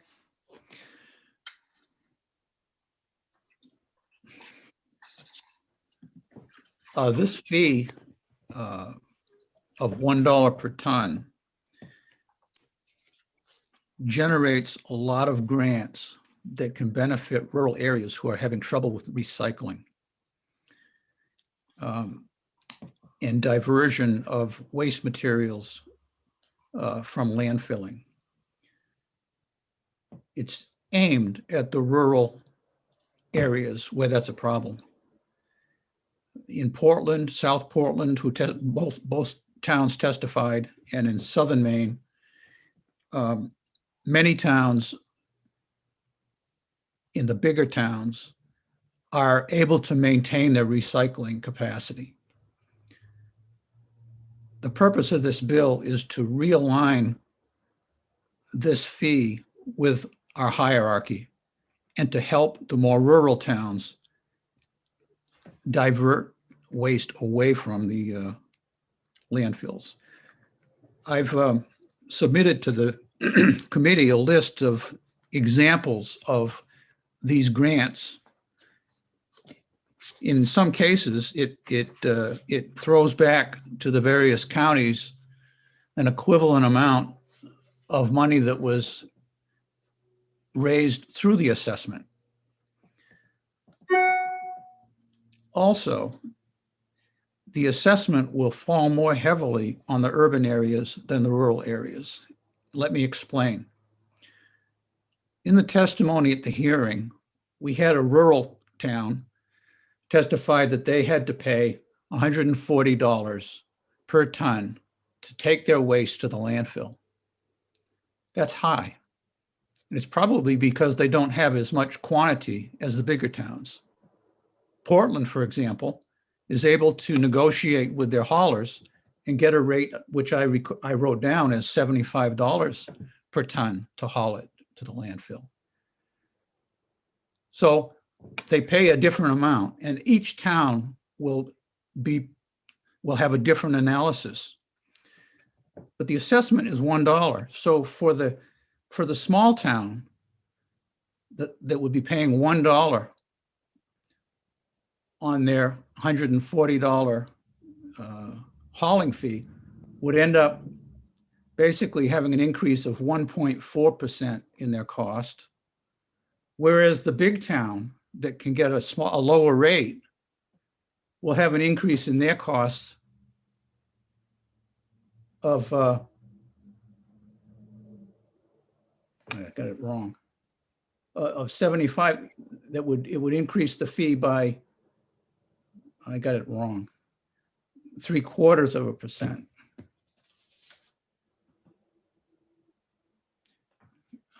I'm sorry, I got confused about that, but the towns would pay the same,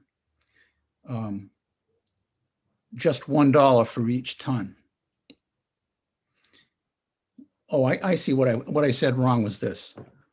The big towns would pay 1.4% higher. The smaller town would pay 0.75% higher, according to the math. So this is meant for the rural areas, not for the big towns.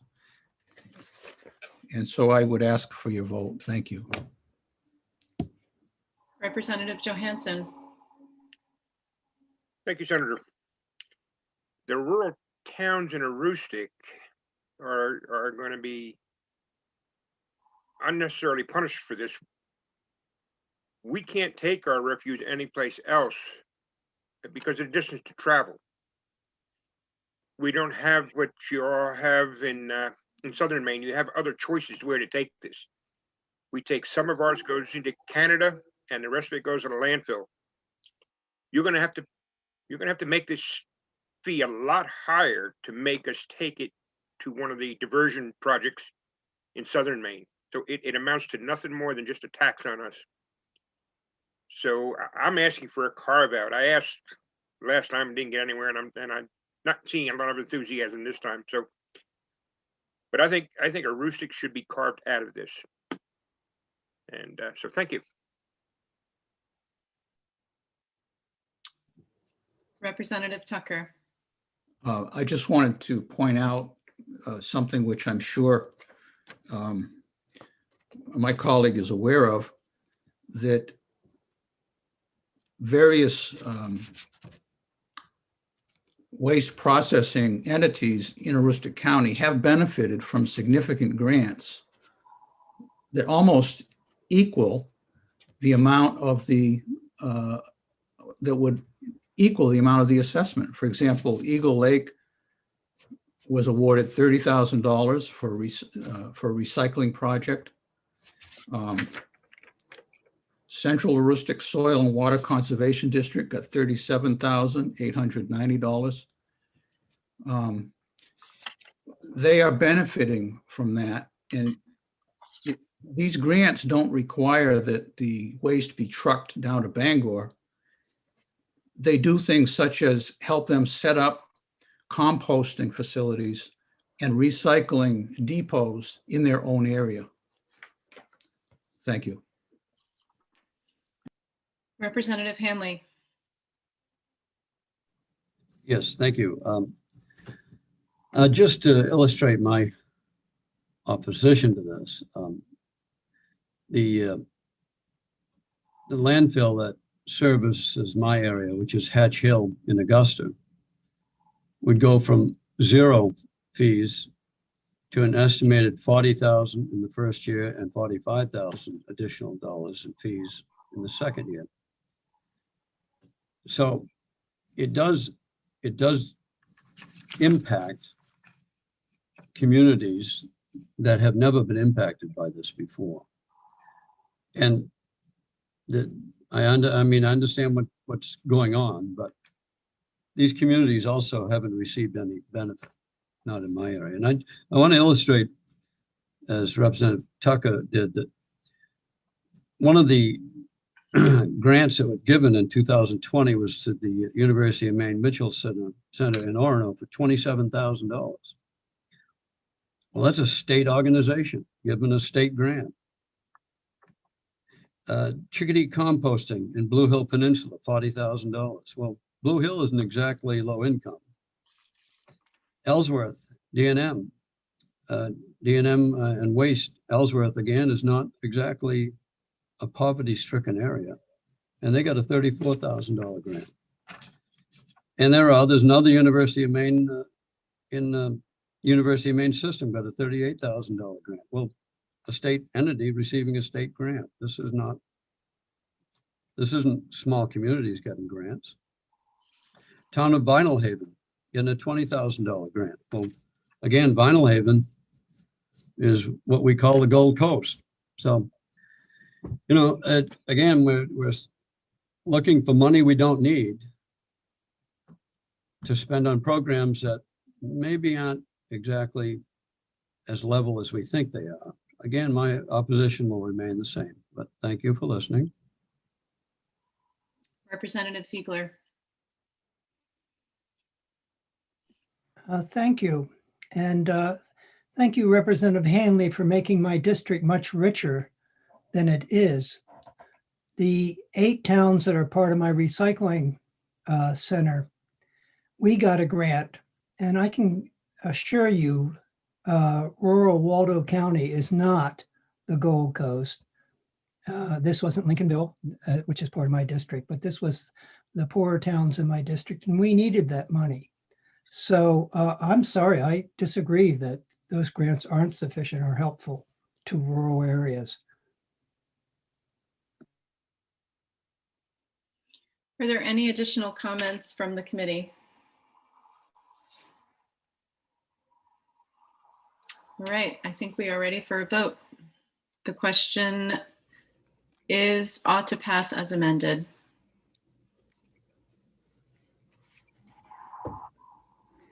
Senator Brenner, Yes. Representative Tucker, Yes. Senator Bennett, Yes. Representative Hanley, No. Senator Carney, absent. Representative Bell, Yes. Representative Bloom, Yes. Representative Dudera, Yes. Representative Gramlich, absent. Representative Johansson, No. Representative O'Connor, No. Representative Toole, absent. Representative Ziegler, Yes. 7 yes, 3 no, and 3 absent. And is there a minority report?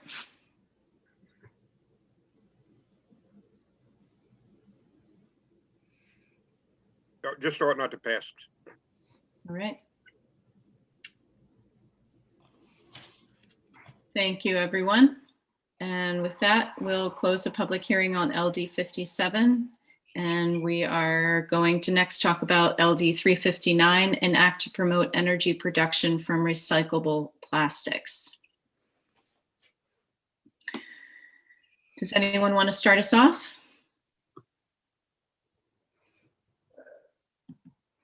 Yes, Representative Tucker. I move ought not to pass on 359. Second. Seconded by Representative Ziegler. Any conversation? Comments from the committee?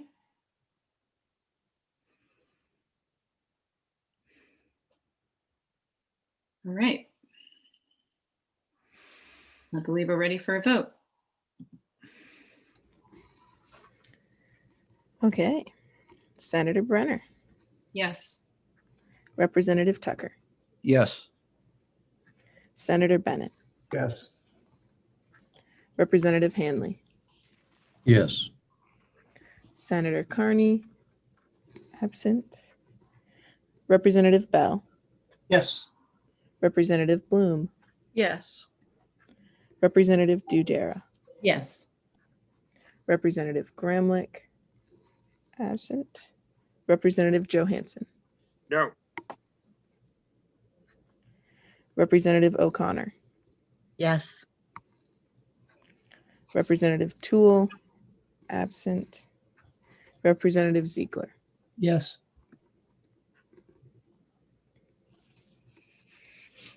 Nine yes, one no, three absent.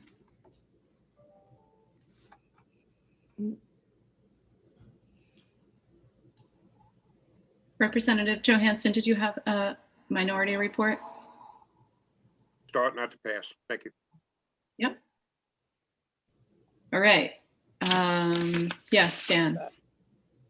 Sorry, the motion was ought not to pass. Did you mean ought to pass as amended? Yes, thank you, Dan. Based on Representative Falkingham's amendment?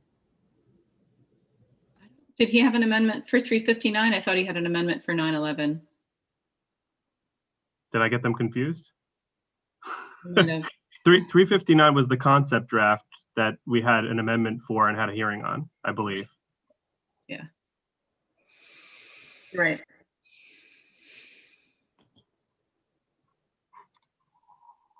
So ought to pass as amended then. Yes.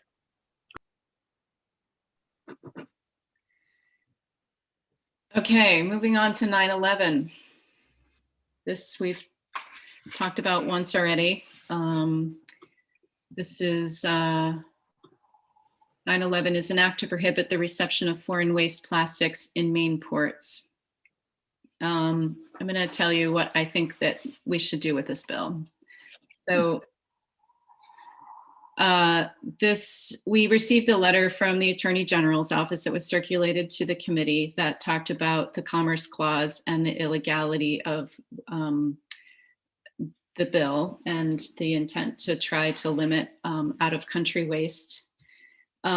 So my preference would be that we ought not to pass this bill and that we move instead in the direction of sending a letter to our federal delegation that asks them to do a couple things. First, we would ask them to consider including the US in the Basel Conference, which is a international treaty that tries to address the issue of waste moving between countries on water and encourages the cycle of waste to end as close to home as possible.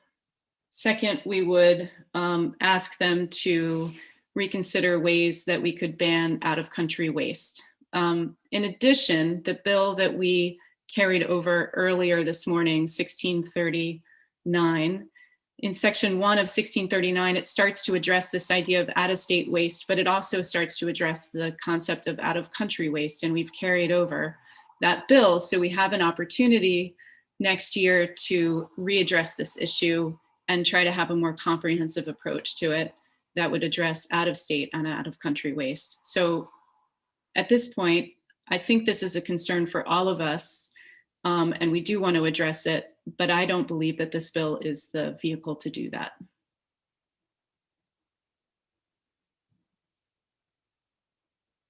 Senator Bennett? Thank you very much, Madam Chair. I appreciate your point of view as always. I was proposing a different approach earlier. I've had conversations with the bill sponsor about the Attorney General, the letter from the Attorney General, and I believe he's present, and he's also proposed a different course. I have another thought, actually, that I might want to consider, but I thought it would be sensible for us, since the committee is interested in this subject, to hear from him. And I also have some comments later about a proposed letter, which I also support regardless of the disposition of this particular bill. Could I ask for the indulgence of the committee to have Representative Fockingham at least share his views regarding potential amendments? He's in the wormhole. Thank you.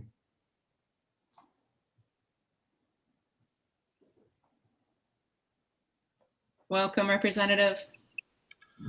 Thank you for letting me in for a minute.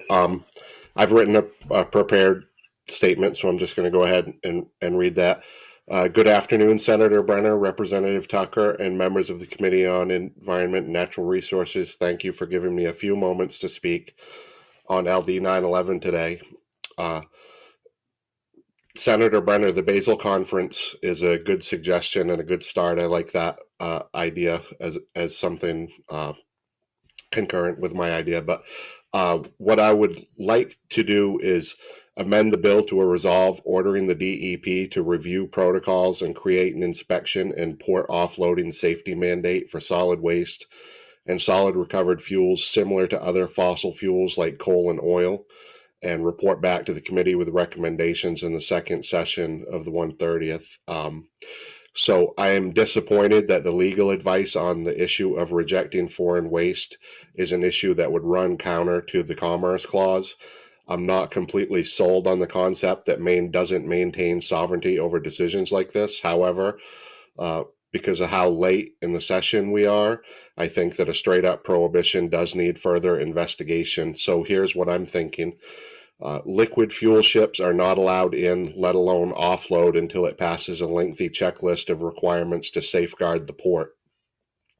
While oil tankers can afford that, trash is a much lower value material, so any additional expenses make the port unattractive to shredded plastic shippers.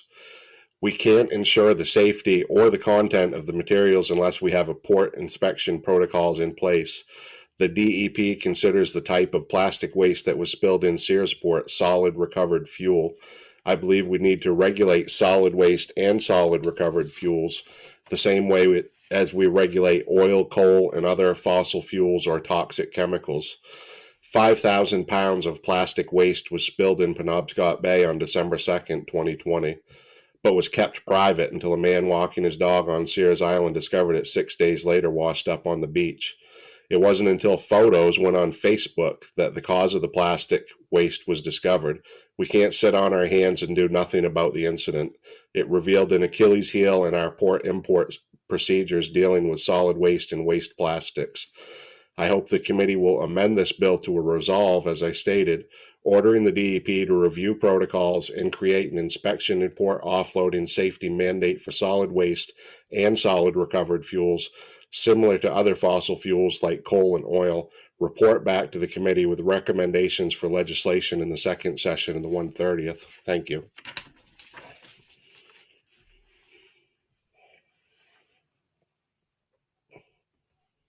Representative Hanley.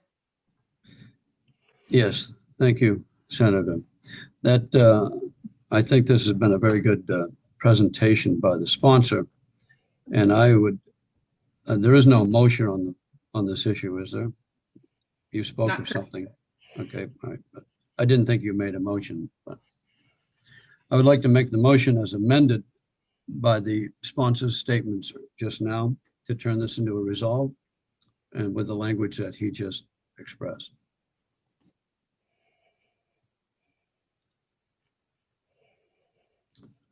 Representative O'Connor. I would second that motion. Any further discussion?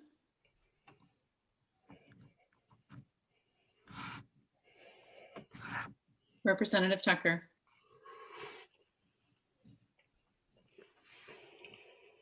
I would like to oppose this motion and then go on to an ought not to pass motion based on the understanding that we would send a letter to our federal delegation as outlined by Senator Brenner. This is a situation where there was a spill of some cargo, and now it's developed into, I mean the DEP is fining the people responsible. I don't see the reason to send the DEP on a wild goose chase to set up a whole new regulatory scheme where we have to regulate the cargo on foreign freighters that are coming into our ports. I think that's much better regulated by perhaps other entities than the DEP. The DEP focuses on spills, and I think they have acted, and they have ordered the spill cleaned up, and those people responsible will be fined. And that the letter from the Assistant Attorney General basically shows that this idea was just incorrect in its core. And I think a much more productive way to address this issue would be through the international accords. Thank you. Senator Bennett. Thank you, Madam Chair. I appreciate the sponsor trying to perfect the measure. I have some concerns about it, the approach as well, reflected somewhat in Representative Tucker's view. I really think that there's a simpler, perhaps a simpler idea here. And it was reflected in the fact that, as Representative Falkingham just said, we didn't even know that this material was coming into Maine, being imported and ending up for us to deal with. And I find that to be this sort of essential issue here, which is like, okay, maybe we can't limit bringing this stuff in. Maybe we do need federal conventions for that. I don't know, but I can certainly think that we should be able to know what is coming into our ports for waste material to be dealt with here in our state. And my sense is it would be better to require a disclosure, an ongoing disclosure requirement for the incinerator to tell us where their stuff is coming from, and particularly in the area of importations from other countries. We should know this. And so I think I would be more inclined to look to an amendment that would do that in a simple, straightforward way, rather than getting into all this international treaty stuff. And regarding the letter, since I got the floor, I do have some concerns because I don't know about the Basel Convention. I know that this particular portion of the Basel Convention was discussed in testimony, but I don't know what else we might be signing on to. And I would want to do a lot more understanding of that, or have a letter very carefully crafted so that we're not necessarily advising our congressional delegation to take a position on a host of other issues relating to the Basel Convention that we may not know about and may not agree to. So with respect to the letter, I would just caution that. Thank you. Representative Ziegler. Thank you. We'd be, first of all, asking DEP to increase their workload. So we would also have to ask the department if they, what that would cost to them, and the amount of personnel that would be going into it. As far as the international treaties, there's many international treaties the U.S. has not signed on. This one would be, I think, a good one. And if Senator Bennett's really concerned about what's coming in, also, all things that are transferred into ports, there's bill of ladings, there's all sorts of paper trail. And that's not a bad idea to have, in this case, it was PERC who wanted the extra fuel to offset the lack of plastics in the state. And I don't think that's a bad idea, but I don't think we should be playing with this bill to tack that amendment on. I think we should rethink this. I think Senator Bennett, you're correct that waste to energy, which if I understand it, the sponsor wanted to increase. So we would run the risk of increasing the possibility of plastic fuel coming into the country to offset any lack of it, so that the facilities like PERC wouldn't be able to burn enough, and then they would have to have more so that they can make it financially responsible.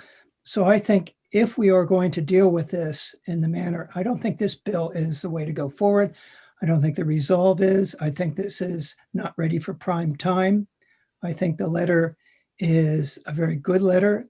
And it really is the fact that, if you notice, states aren't allowed to deal with international treaties in that manner.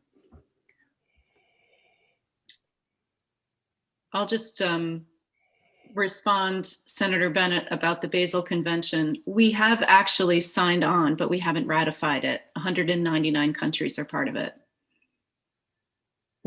Haiti and the US are the only two countries that haven't ratified their signature. Representative Dudera. Thank you. I want to just say to the sponsor, Representative Falkingham, that I share your outrage over this this incident. And as you know, Islesboro, which is one of my communities, certainly has been seeing the plastic, collecting the plastic, and I share how you feel about this, and I want to do something as well, definitely. I think, though, that we need a full and thoughtful response to this whole waste plastic problem that we're seeing, rear its head in so many ways in this committee. And this is just one manifestation. We do support right now waste to energies, and this is what this was doing. This is thought of as fuel. And if we think that it shouldn't be thought of as fuel anymore, then we've got some, more figuring out to do than we can do with this bill in today.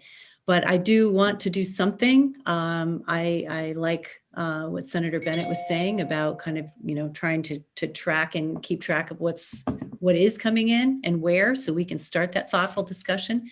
But I think in the meantime, I would like to sign on and produce this letter to our delegation and, see what traction we can get from that. Thank you. Would it be helpful for the committee if we invited Paula Clark in, who might perhaps be able to answer a question or two about what we are tracking that's coming in waste-wise? She might have an answer. Representative Hanley, in the meantime, did you want to offer some thoughts? Yes, thank you, Madam Chair. I'd like to remind everyone that the motion is not the bill. The motion now is a resolve for a study by the department to come back with some possible solutions. So the discussion has been around the original bill. That's gone. We're now talking, the motion is for a resolve for the department to do a study, to come back with us with possible solutions, including the solution that Senator Bennett brought up, which I think has a lot of good legs under it. So let's keep the discussion not about plastics. It's not about that anymore. It's about the resolve to ask for a study to see what to do. We're not asking the department to take on any great Herculean tasks. Just come back to us with some good ideas that we possibly can enact. Thank you. Paula Clark, are you with us? Hi, I'm wondering if you could provide some clarity around what do we currently know about what's brought in to Maine from out of country? Okay, there is very little waste that is brought in from out of country. My general understanding, and from looking at annual reports from waste facilities, is that there occasionally is a bit that's brought in from Canada on the border. But this waste that was brought in from Northern Ireland really represented the first time that I'm aware of that anything was shipped, from Europe or some location other than Canada. And one thing we did was to go back and look at the PERC annual reports specifically. And we did determine that in 2020, which is when this particular event happened, there was a total of almost 11,000 tons from Northern Ireland. I think it was in a couple of different shipments. that was specifically reported to us in their annual report, because we do require a lot of specific information about the source and volumes of waste and so forth. The thing that isn't required for this is that they were not required by regulation to come to us and say, we want to bring in waste from Northern Ireland. Do we need to seek approval for that? Because as a general waste type, plastic is something that is approved to burn in the incinerator. And there is no requirement for them to seek specific approval because it was coming from out of country. We did know about it. It's been accounted for, and they are required to report to us. So we do know what and how much in the reports that they provide to us.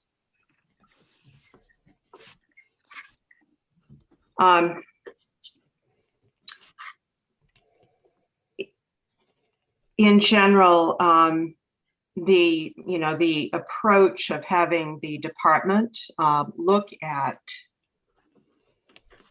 port regulation, I think is somewhat problematic in that I don't know all of the details, but DOT is the primary authority in that area, and they do in fact regulate activity at ports. So again, I'm not an authority on what that regulation actually constitutes, but in general, that's where I would look for regulation of port activities. I'd be happy to answer any other questions if you have them. Does anyone have a question for Representative Udera? Thank you very much. Ms. Clark, do we track whether the shipments come in sealed containers? Because I understand that Portland gets shipments of plastic, but that they're often in sealed containers, whereas this shipment in Searsport was bulk. So I don't know the answer to that question. I'm sorry, I don't know. I think what we would look at specifically is that, if material came in that was intended to be treated as waste in the state, it would be regulated as waste. And that was the case with this material from Northern Ireland. When it reached Maine, its intended destination was PERC, and we do consider it a waste material going into the incinerator. So there are requirements also around the transportation of waste. One of those requirements is that it is contained and packaged in such a way that it's not going to be scattered, blown around, lost if it's loaded onto trucks and transported. So there is that transportation requirement for proper containerization, but I can't. I don't know about what came into Portland versus Searsport. Help me remember, I did read it twice, but I'm having trouble remembering. In the report that you produce for us every 2 years, is there a part of that report that talks about out-of-country waste? There isn't specifically, because there is very little of it. We do touch on the issue of import and export. I don't remember specifically what this report said about that. But, waste importation, there is some from out of state, certainly. Most of that goes to the commercial landfill in Norridgewock. But other than that, there's very little. There might be a little bit that's come from Canada over the years, but it's not a significant quantity. And in general, we wouldn't see, have not seen a lot of waste coming in, as I said, from Europe. Thank you. Senator Bennett? Thank you, Madam Chair. First of all, to Representative Hanley's point, I must have misunderstood the motion because I did not hear that this your proposal was just simply a report back. I heard the introduction of a responsibility by DEP to actually get involved in port activities as part of that proposal from Representative Fockingham. So I just wanted to flag that. That I think that what I heard is the amendment was a bit beyond that, and that's one of the reasons that I suggested a different direction. Secondly, I'd like to ask Ms. Clark a question. Just more specifically, during the public hearing, there was testimony that the DEP wasn't aware of this until there were reports about the waste being washed ashore. Is that correct in this particular case? You know, I have to go back and kind of, trace our knowledge of this and when we actually became aware, but we did know that there had been discussion about importation of plastics from Ireland. What I don't know is precisely when we knew that, but it was definitely before it arrived. We were aware that there was interest in doing it or it was going to happen. So it was not a complete surprise to us that plastic from Northern Ireland arrived. Is it fair to say that that your normal way of receiving this information is an annual report, which is given to you by the participants, whoever is receiving this on an annual basis, and if so, how long after the year ends do you receive that information?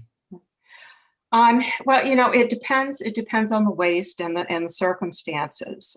There's a difference between waste that are going to a facility that are specifically approved to go to that facility.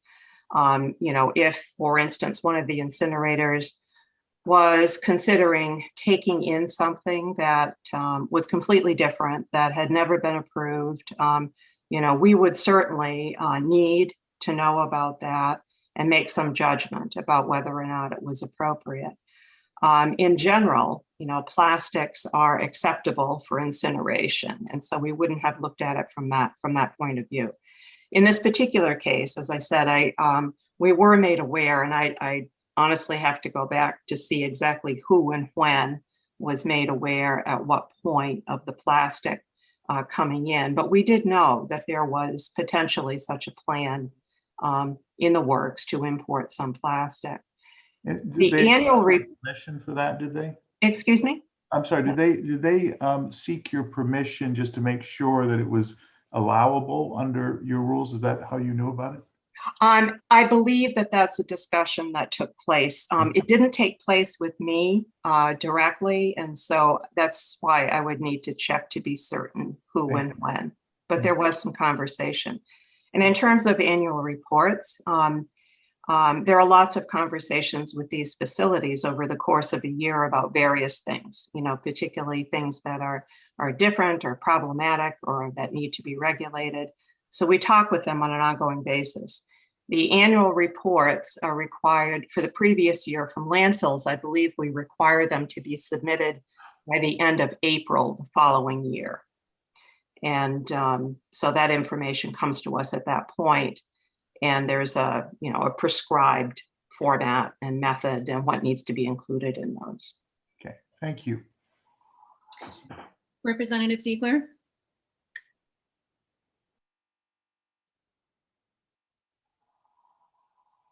Is he frozen?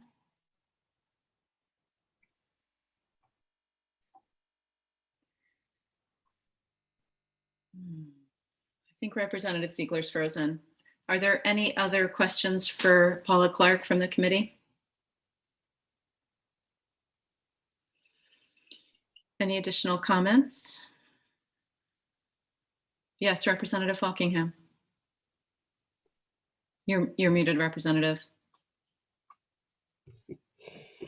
I just wanted to echo and reiterate what Representative Hanley said, that I'm asking for a resolve ordering the DEP to review their solid waste and solid recovered fuels. And I did say as Senator Bennett said, what I said was I would like to amend the bill to a resolve ordering the DEP to review protocols.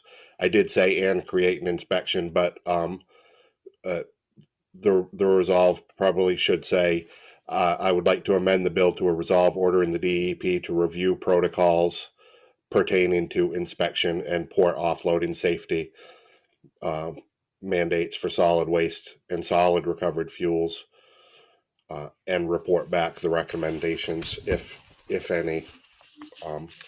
They can report back no recommendations, but I know that there is a willingness with this committee to address what appears to be an issue, and I just wanted to make 2 points. How can 2 bales, 5,000 pounds of plastic waste spill and nobody knows about it until it washes up on shore? So I think that this is an issue that we shouldn't let completely rest. I think that this definitely grants a resolve for the DEP to review their protocols on this type of import. It's going into my,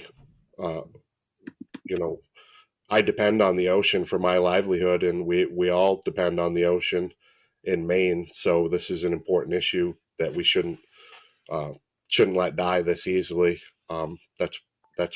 That's number one.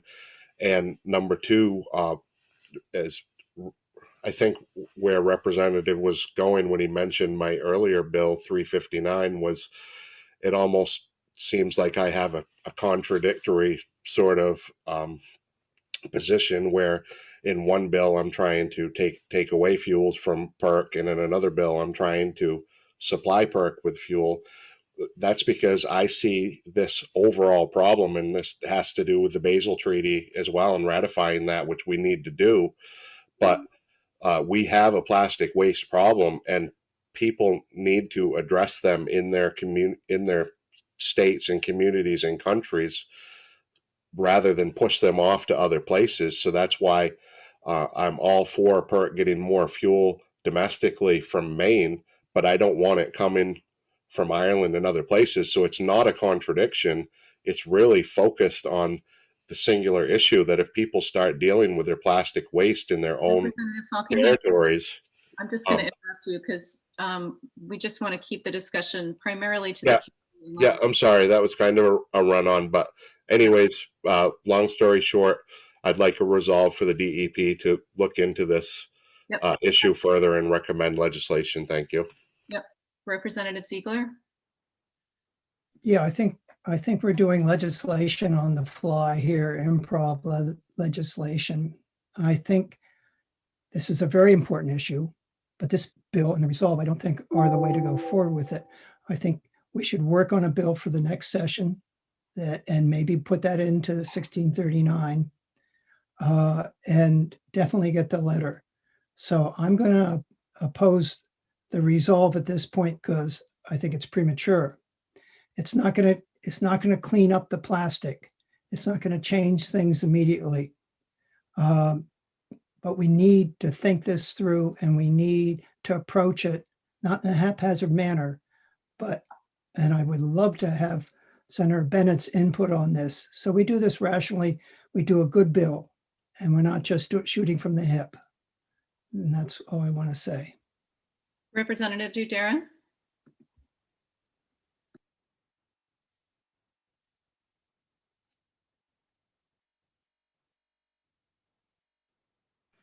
There we go. Thank you.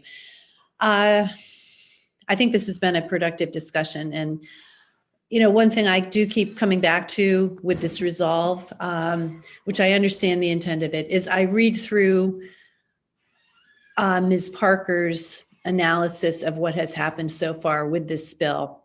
And I do feel like, the DEP has acted correctly. There are fines in place. They found Sprague guilty of breaking the law. So I feel like in a way the resolve is almost a punitive measure towards the DEP, and I'm not sure that's where I want to go. So I think I'm going to stick with the letter, but I do appreciate this discussion because it's, you know, as I say, an issue that's very dear to my heart, and needs solving in one way or another. So thank you. Senator Bennett? Thank you, and thank you for your indulgence, having spoken several times on this. I'm just trying to get my head around this. And first of all, I'd like to say thank you to Representative Ziegler for your kindness. I just want to be clear that I would support the resolve if it doesn't include the institution of a regulatory requirement. If it's just seeking information and a more formalized way from the department as to a review of the protocols for this with suggestions, if they have any, for how we may approve it, I'm all for that. I don't think that's punitive at all. I think it's responsible for us as lawmakers to hear from the administration when something like this happens, and do it in a formal way so that we can consider action perhaps in LD 1639. So I'd see it as part of that process, not punitive at all.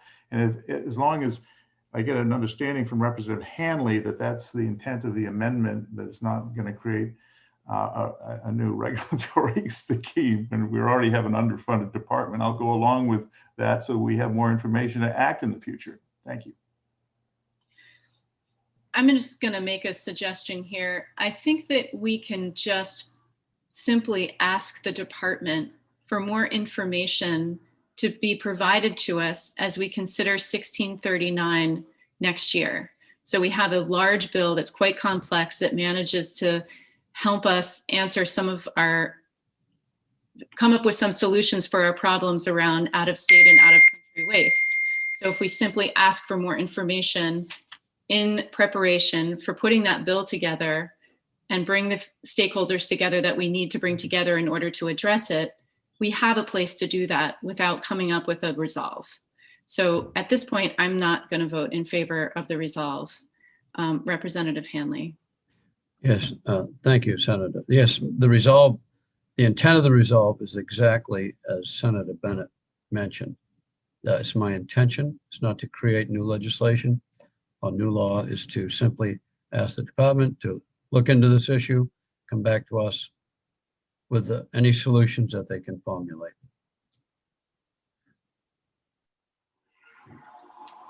Any further discussion? All right, so we have a question on the floor, which is ought to pass as amended a resolve to the DEP.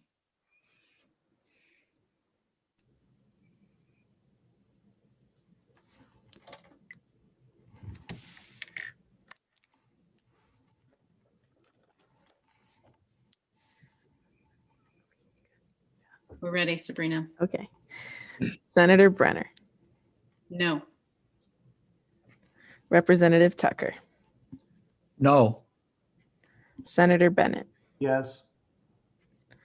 Representative Hanley. Yes. Senator Carney. Absent. Representative Bell. No. Representative Bloom. Absent. Representative Dudera. No. Representative Gramlich. No. Representative Johansson. Yes. Representative O'Connor. Yes. Representative Toole. Absent. Representative Ziegler. No. 4 yes, 6 no, 3 absent. And the minority report is ought not to pass, or I guess majority. How does that work? The motion from a parliamentary perspective actually failed, but most committees will just flip the reports. Unless you feel like you want to revote it. Some committees do. ENR really usually doesn't. So it would be majority ought not to pass, minority ought to pass as amended. And I would certainly appreciate if Representative Falkingham was able to share his remarks with me. I tried to write down what the full extent of the proposal was, but I want to make sure I got it all. And Representative Falkingham, I just wanted to take a moment to thank you for bringing this legislation forward. I appreciate your passion and concern for keeping our oceans clean and minimizing out-of-country waste. I don't think you should take our vote as any indication of our concern for the same issue, and we're excited to work on it next year. Thank you. Do you want me to go ahead and say that amendment now, or what I said? I'll email it to. Okay. Yep. Dan. Yes, Representative Tucker. The joint rules require that the minority report or all the reports be given at the time of the work session. Okay. And I think Dan should receive what that was before we break up. Great. Yeah, it's only a sentence long. I would like to amend the bill to a resolve ordering the DEP to review protocols on inspection and port offloading safety mandates for solid waste and solid recovered fuels, similar to other fossil fuels like coal and oil. Report back to the committee with recommendations for legislation in the second session of the 130th.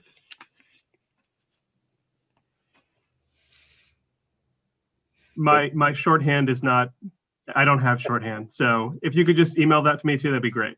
Okay, it's on the record. Thank you, Representative. Thank you. Thank you for giving me so much time today. I appreciate it. Yeah, Dan? Did you want to have a separate discussion about those letters you proposed, or is that off the table now? I would like to have a discussion about the letters.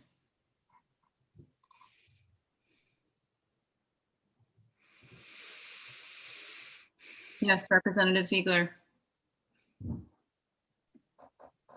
I would like to see two letters, one to the DEP to work this issue into next year, our carryover, if they would be willing to put their input into this issue about plastic being used as a solid fuel. So I'd like to see them, as opposed to resolve, just a letter to ask them to be forthcoming in dealing with 1639? Yes. And the other one is is to our federal contingency that the Senate support ratification. And for all of you who don't know, the U.S. hasn't ratified many laws of the sea. We are one of the slowest nations to ratify and protect our oceans. And that's all I need to say about that.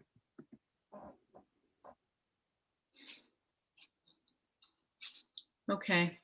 Yes, Senator Bennett.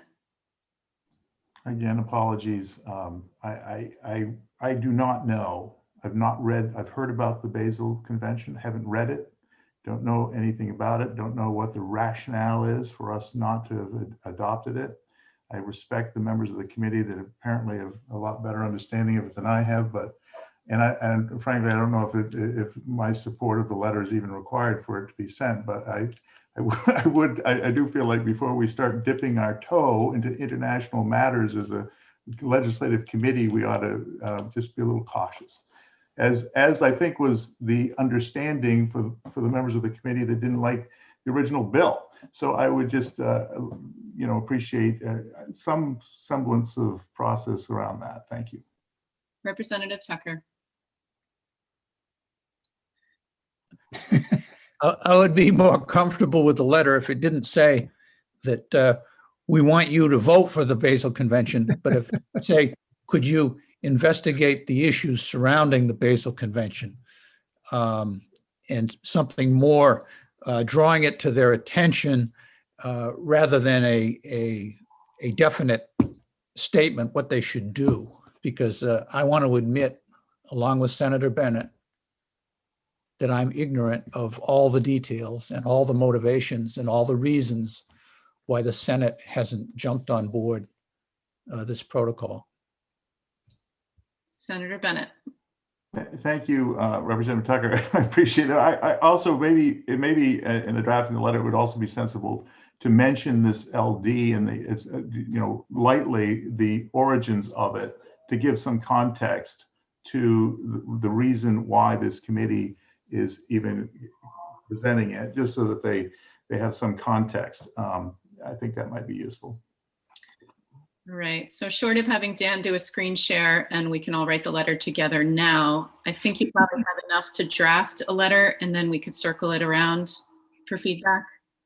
Yeah, and I just wanted to note, as I'm sure you can imagine, committee letters are not a top priority at this point in the session. So at some point I will circle back to it.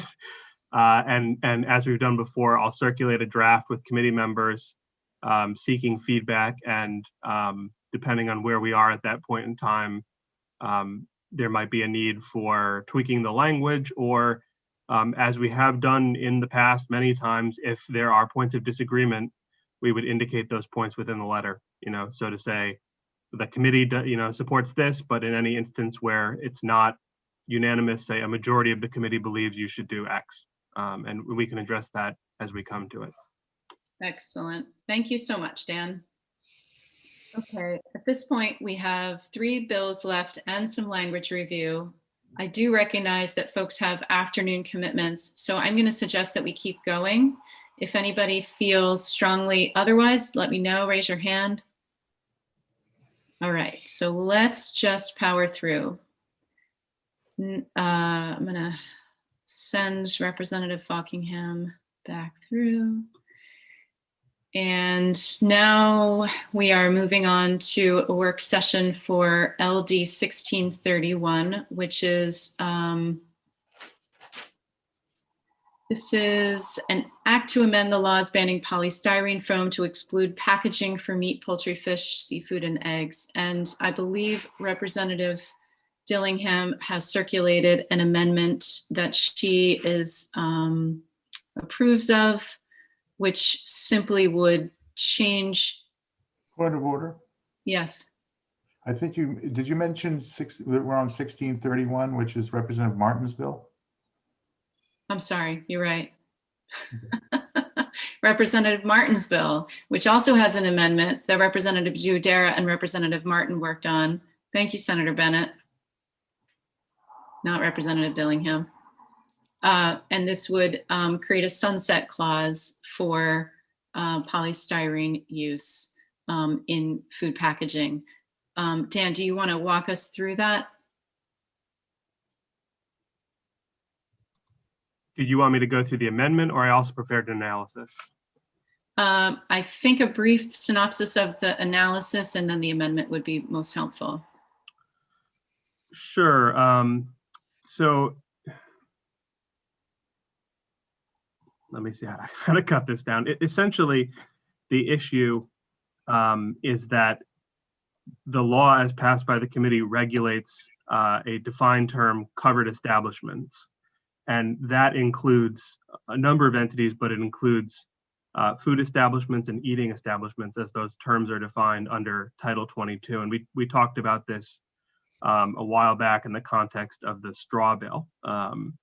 And so there is an exemption included in the law for any food or beverages that are purchased at wholesale and then sold at retail. A covered establishment is not required to repackage those, even if they're on or in a polystyrene container. And so the net effect of this, which to my knowledge was not something that was discussed by the committee when this bill was enacted, is that out-of-state producers of, in the context of this bill, we're talking about meat, poultry, eggs, seafood.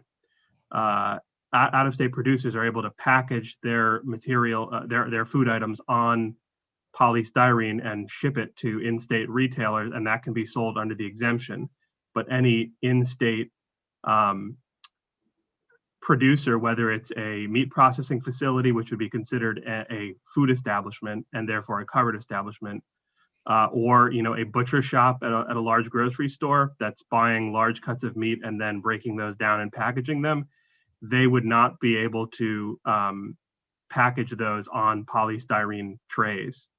And so the net effect of that is, as a number of the bill proponents said, it puts the in-state industries at a disadvantage. And so the goal of the bill was to, as many people said, level the playing field so that everyone is subject to the same allowance for these types of items.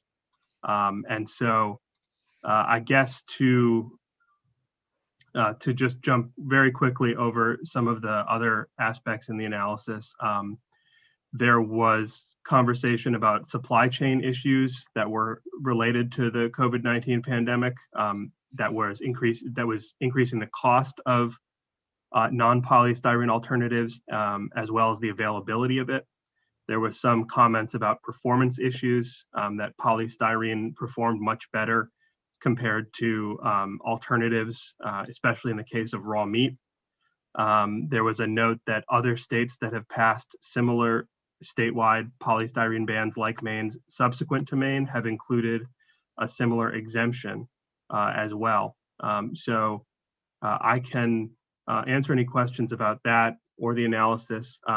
What the amendment does, if you want me to just touch on that very quickly, is the bill amends the definition of disposable food service container to exclude polystyrene containers that are used for packaging raw or butchered meat, poultry, fish, eggs, and that would be repealed, what everyone expects to be about 4 years from the implementation date for this whole law going into effect, which has been delayed by DEP.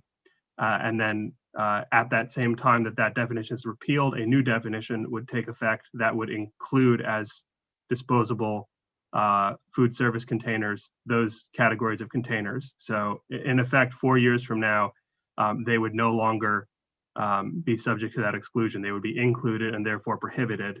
The amendment also repeals that exemption for purchase of items packaged at wholesale and then sold at retail without changing the packaging.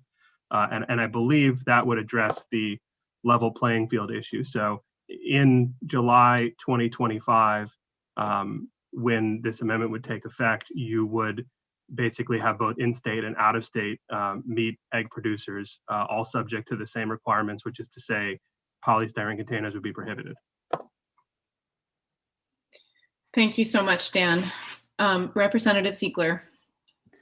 I move ought to pass as amended. Representative Tucker. Second. I think you need to unmute to. Yes, I will second. Okay, great.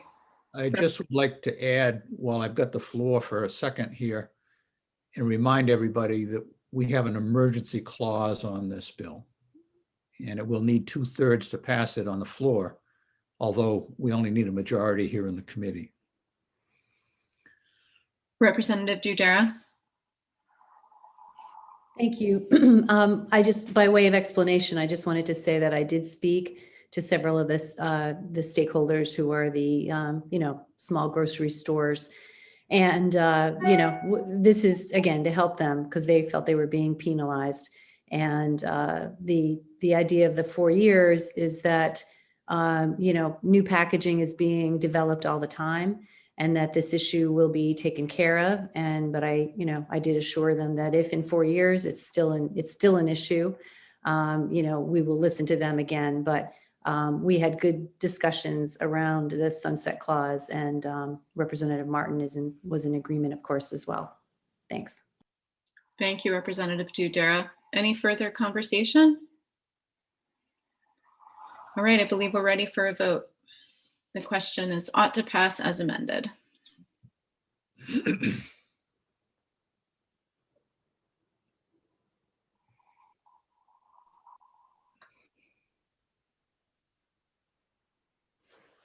Sorry, I was on the phone. Okay. Senator Brenner, Yes. Representative Tucker, Yes. Senator Bennett, Yes. Representative Hanley, absent. Senator Carney, absent. Representative Bell, Yes. Representative Bloom, absent. Representative Dudera, Yes. Representative Gramlich, Yes. Representative Johansson, Yes. Representative O'Connor, Yes. Representative Toole, absent. Representative Ziegler, Yes. 9 yes, 4 absent.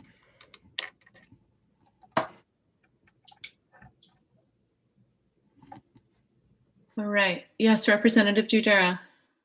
And I just want to compliment Dan for his ability to figure that one out, because that was a tricky one to figure out, and he did it. So that's why we all have such confidence in you, Dan.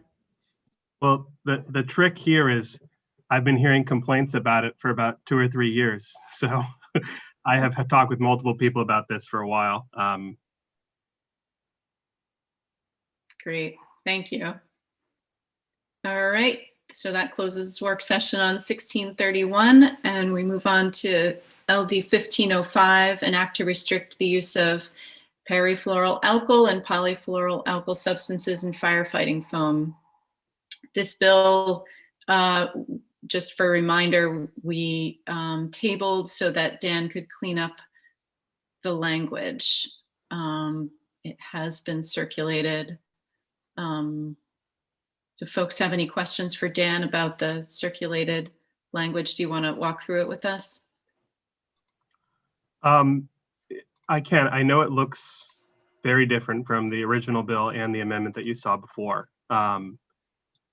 But I think, as I noted last time, there were a lot of technical issues and some substantive issues. To the best of my knowledge, I've addressed all those technical issues in this amendment after discussions with both the sponsor and some of the stakeholders, including DEP. I also incorporated some of my recommendations from the analysis, which included pulling in definitions for discharge and person from the DEP's LD 960. It includes the additional changes to the bill, the substance of the additional changes to the bill from the last amendment that Representative Gramlich distributed. And then it also pulls in the notice and recall provisions that were previously unallocated into statute, which was one of the recommendations that I had. And it just generally clarifies the language in a number of places, including by clarifying the department's administration and enforcement authority. I did run this by Representative Gramlich, and she approved of it. And I know that the Defend Our Health folks are also comfortable with the language. And while I don't want to speak for the DEP in terms of position, they reviewed it and they did not have any additional changes that they needed to recommend.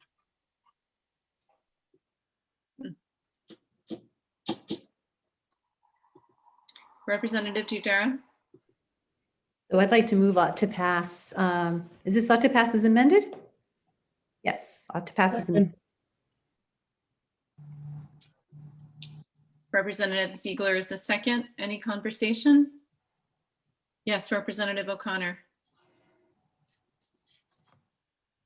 You're muted, Representative. So sorry about that.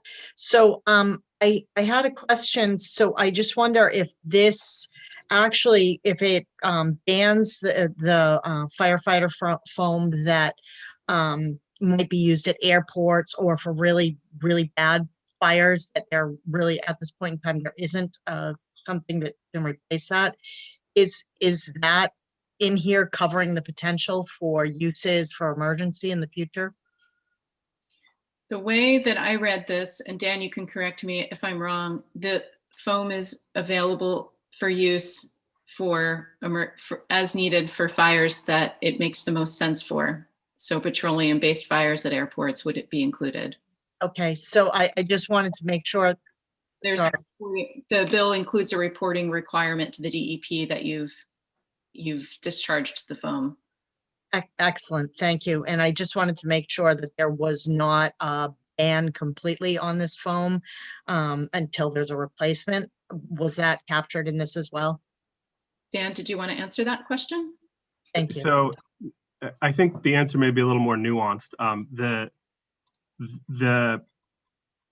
The first subsection of the second subsection of the amendment and the bill prohibits the use of those foams for testing or training purposes, but DEP, I believe, suggested including language that's there that clarifies that it can be used without restriction in that case for emergency purposes, for firefighting purposes.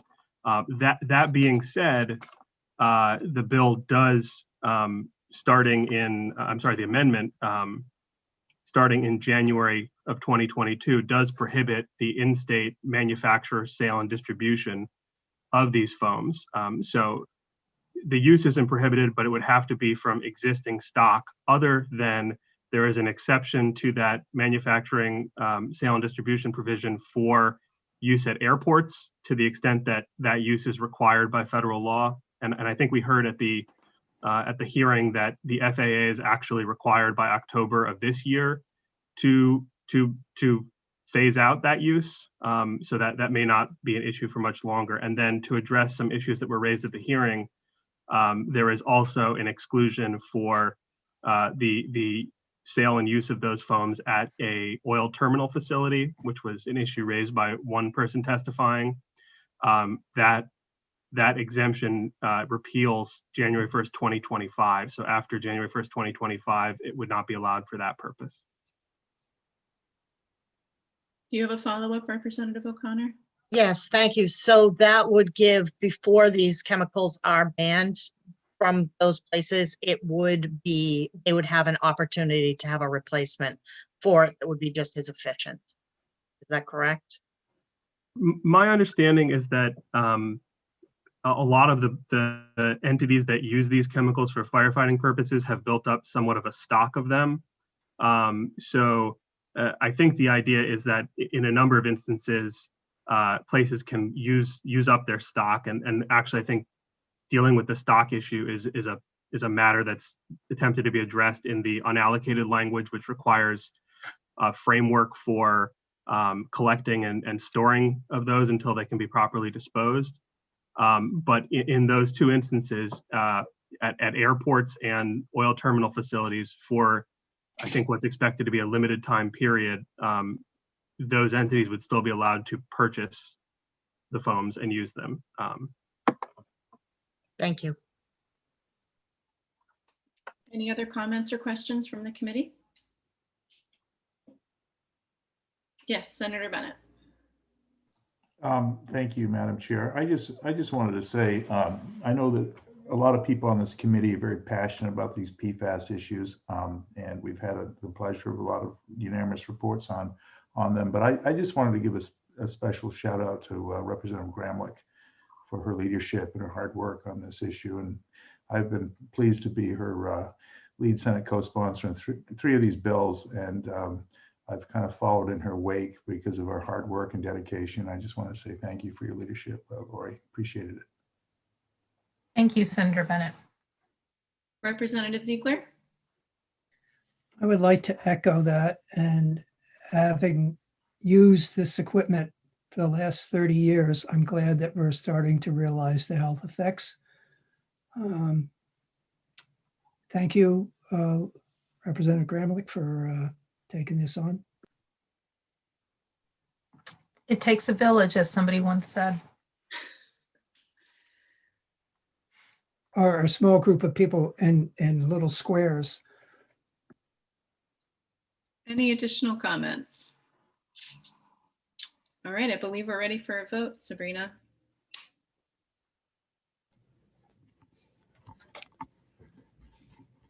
Okay, this is out to pass as amended. Senator Brenner, Yes. Representative Tucker,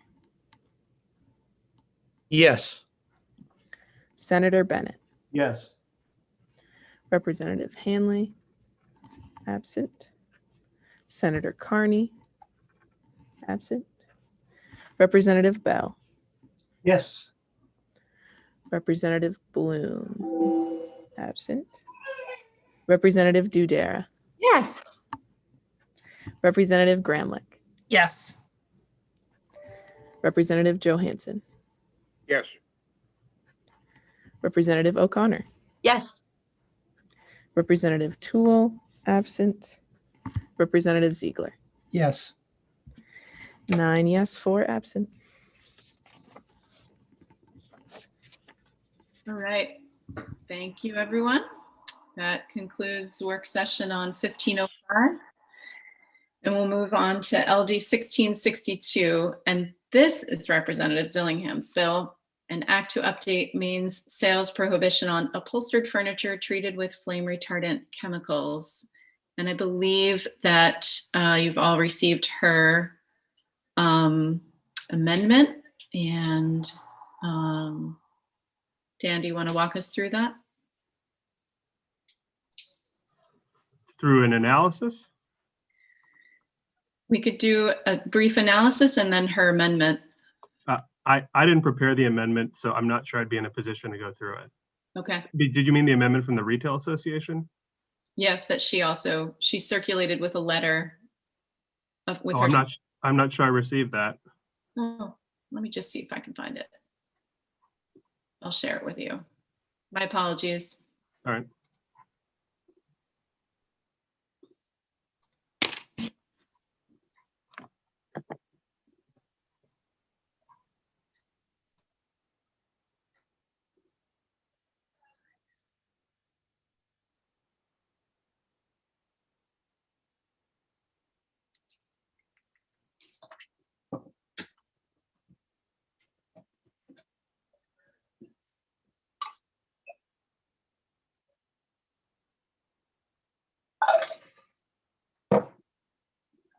Okay. It went to the committee and Deirdre, but it didn't come to you, Dan, sorry. So it's an amendment that basically allows for the electronics within the upholstered furniture to be exempt. And then there's a, Is it the same amendment that I sent out in the email I just sent? yeah, probably. Okay. Yeah, I wasn't involved in creating that amendment. I do, I'm a little unsure as to the enforceability of the indemnification provision. I think it could probably be phrased differently. The only mechanism for enforcement would be in prohibiting a manufacturer from selling in the state if they didn't reimburse the retailer in that case. So, oh, I'm getting all the emails now. So, I mean, sorry. I think if there's an agreement on the substance of what's being proposed there, perhaps I can find a solution to that enforceability issue, or you could it should just stay as is, and enforceability questions could come up later. Representative Tucker.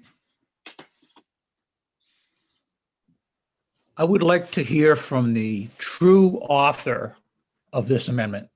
If we could bring in Mr. Picard, thank you. Got it.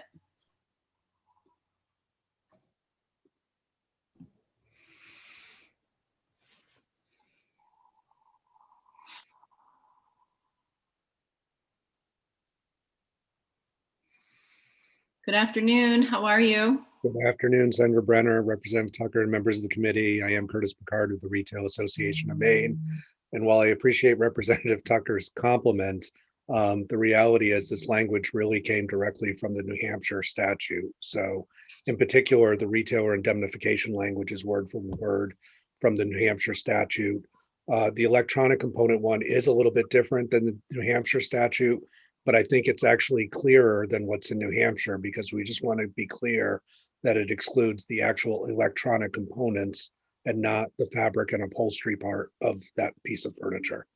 I appreciate everybody's consideration. We've worked hard on this. As we said, we have a real issue here that we're trying to address and not trying to affect the overall law. So we really appreciate the consideration. It may seem like a small thing to you, but it is a very big thing to our furniture retailers. Thank you. Any questions for Curtis Picard regarding the amendment?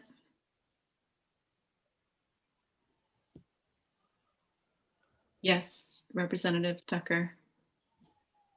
Mr. Picard, this is a complete replacement of the bill. Is that right? Correct. It's a strike and replace. Yes, sir.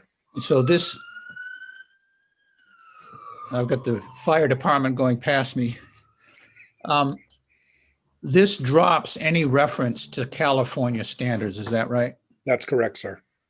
It also drops any reference to certain classes of chemical or trying to identify which chemical is which, right? Correct. So this really is a sharpshooter's amendment that just aims at one specific thing. Correct. Have you communicated with Defend Our Health? I see Sarah Woodbury's on the list here. Have you talked with her about it? I have, and I believe she is in support. I know she's in support of the retailer indemnification. My last email conversation with her is on the electronic components. They were running that by the firefighters and running that up the flagpole, so to speak. I believe they're okay with it, but I don't want to speak for her. I would recommend you ask her directly. Thank you very much. Just coming through. Welcome, Sarah Woodbury. Can you answer Representative Tucker's question about the organization's thoughts on the amendment? Yeah, so we are fine with the indemnification language, as Curtis said, and with the electronics language. I did talk to the firefighters this morning and had a little bit of an email exchange, and I don't want to speak for them, but the indication I got from them that they were fine with that exemption, just as long as we are clear that it is just that retailer language and we're striking the rest of that bill to weaken the rest of the flame retardant bill. And if it is a targeted kind of indemnification for the retailers, because the original intent of this bill was to put the onus on the manufacturers, not our local stores. And so we're fine with that language and also with the electronic language, as long as we're not including that language that would make us follow California's law, we're fine with the rest of it. Okay, so we're gonna make sure that mechanical furniture is okay and retailers are supported. Just to be clear, the mechanical pieces in the front, not the rest of the part of the furniture cannot have the flame retardant, just the mechanical pieces. Mechanical pieces, okay. Any questions from the committee? Yes, Representative Ziegler. I move ought to pass as amended. Second. Second from Senator Bennett. Any further discussion? All right, I think we're ready, Sabrina.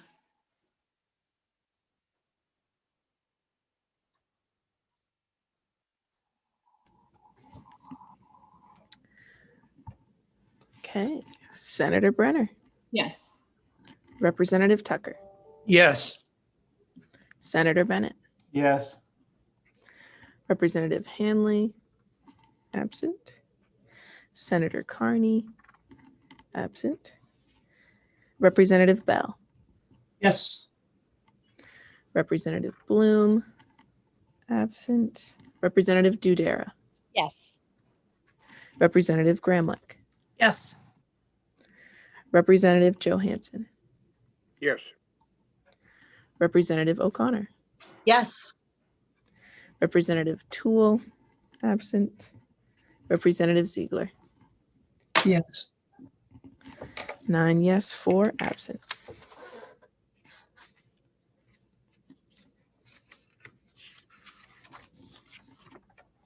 All right, and with that, we end our work session on 1662, and we're on to language review.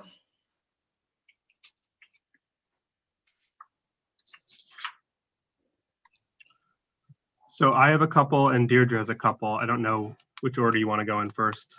I'm willing to let Deirdre go. You guys get to make the call here. I can go first. I'm ready. Let's see. So I'm just going to send both of those now. The first one up is just fiscal review. You've reviewed the language already, but the fiscal note came in. So I will share that. Hold on one second.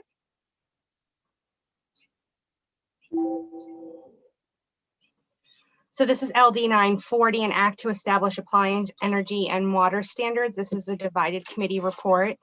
And the fiscal note came in here. Oops, overshot. And so it would basically specify that DEP needed additional staff to fulfill the prohibition of the program requirements. So it includes a general fund appropriation of $90,080 in fiscal year 22-23 for one environmental specialist 3 position and associated costs. And then those projections go up in later fiscal years for that position. If there's any questions, I can take that or go to the next language review. Anyone with questions? No? All right. So the next one up is LD 1572. This was the bill regarding the analysis of the impacts of sea level rise. There were just 2 small tweaks to the language there. It was increasing the 2100 sea level rise from 3.9 feet to 4 feet. So that's incorporated throughout the amendment. And then it also adds the Office of the Attorney General as one of the entities involved in the review of laws and rules regarding sea level rise. So in the amendment I sent, those are just the small changes. If you're all okay with that, we'll get that started in the process at the revisor's office and fiscal office. Sounds great. Thank you. Thank you.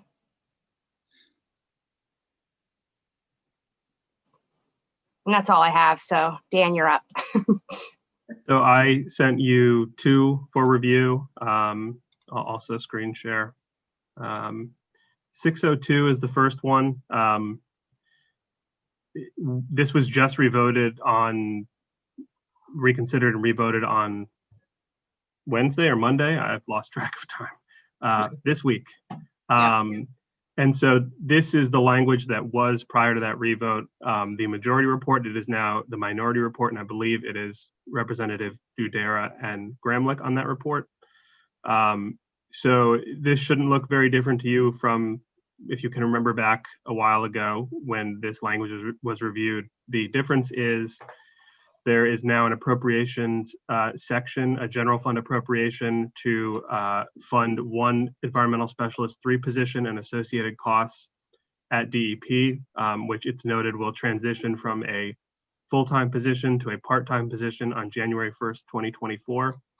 There is a fiscal note here noting that the DEP will need additional staff to provide education and outreach on the straw prohibition prior to the effective date of the restriction, and to respond to inquiries and complaints from regulated entities and the general public.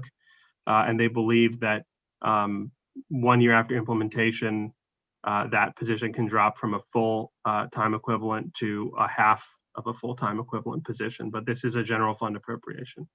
I'm happy to answer any questions on that one.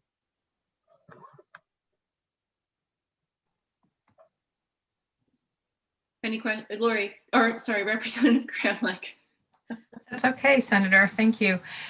Dan, just if you can help me understand, I think I know the answer to this, but is it just pretty standard that once we vote a bill out and then the fiscal folks get to look at it, they'll make that determination as to whether or not there'll be a fiscal note associated, or am I missing something with regard to what we voted on initially to now with now having a fiscal note on it?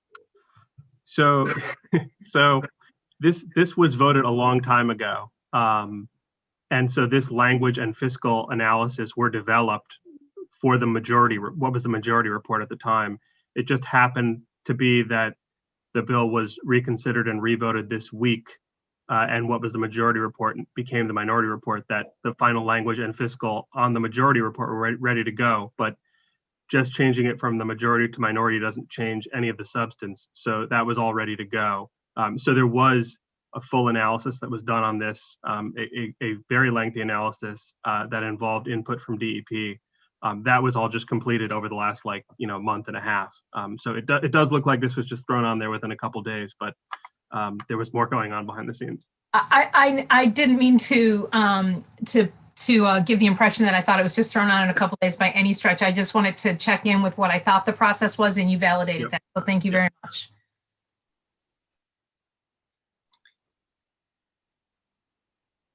Any other questions about that one?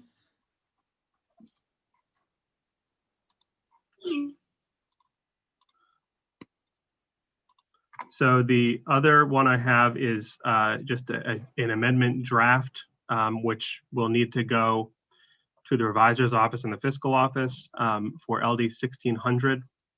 The amendment that was voted on, which was developed by I understand the sponsor and some stakeholders, including DEP, indicated in the amendment where all the changes were. It got a little bit too cumbersome, so I have opted to just do a strike and replace here. So the amendment here doesn't indicate the differences from the original bill. But I don't think it would be particularly useful to go through and identify each of those little tweaks. I have made some technical tweaks as I thought necessary. This is going to take some time to process and to go through the fiscal process. And so I'm hoping that any of you who have the time to review this in depth, and particularly the stakeholders, if there's anything I messed up or if there's any other concerns, that those can come back to me. And if necessary, we can bring this back again. This includes the substance of the amendment, and it includes both the changes to the sludge or septage testing program, which is unallocated, as well as the program for testing of landfill leachate for PFAS contamination. I understand that in the amendment that you reviewed and voted on this, that was about a single line, but I tried to mirror some of the same framework under the land contamination program in this landfill leachate testing program,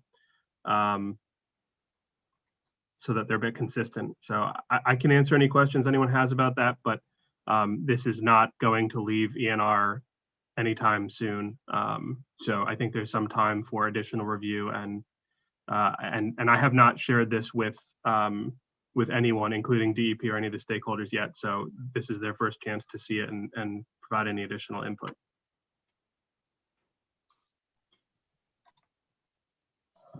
Representative Gremlich. Thank you, Senator.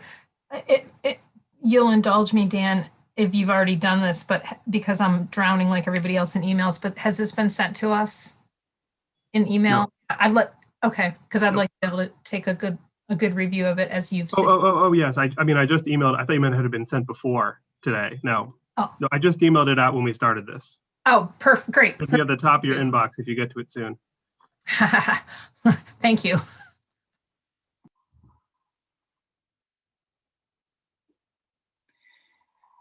All right.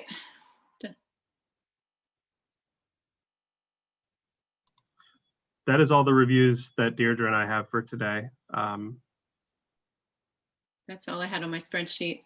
Yes, Representative Ziegler. Just want to say two things, Dan. I actually trust you 101%. I'm sorry that I threw doubt.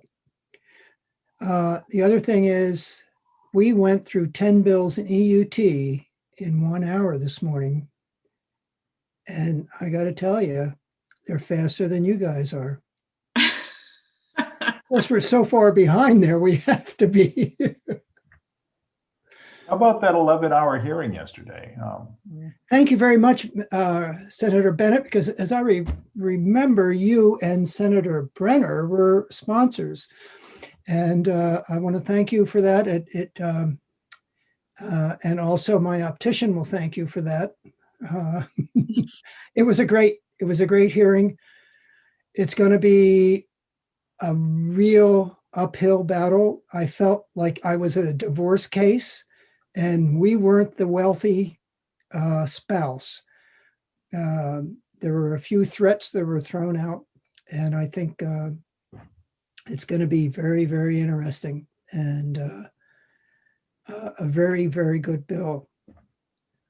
How late did you go? I was listening in too, Rep. Ziegler. How long did you go? We went 26 hours.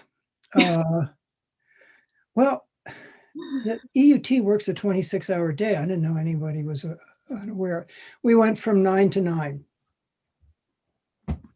Like a nursing shift. Did they just give you a half an hour for lunch? No, it's like a merchant marine. You can get a lunch. And just notwithstanding the impression I give on this committee, I did not take 4 of those 12 hours, just for the record. I think it's also important to note for the record, Representative Ziegler, that those bills voted this morning in EUT were just not to pass motions on concept draft, right? Dan, I no longer trust you 101%. It was kill. What was it?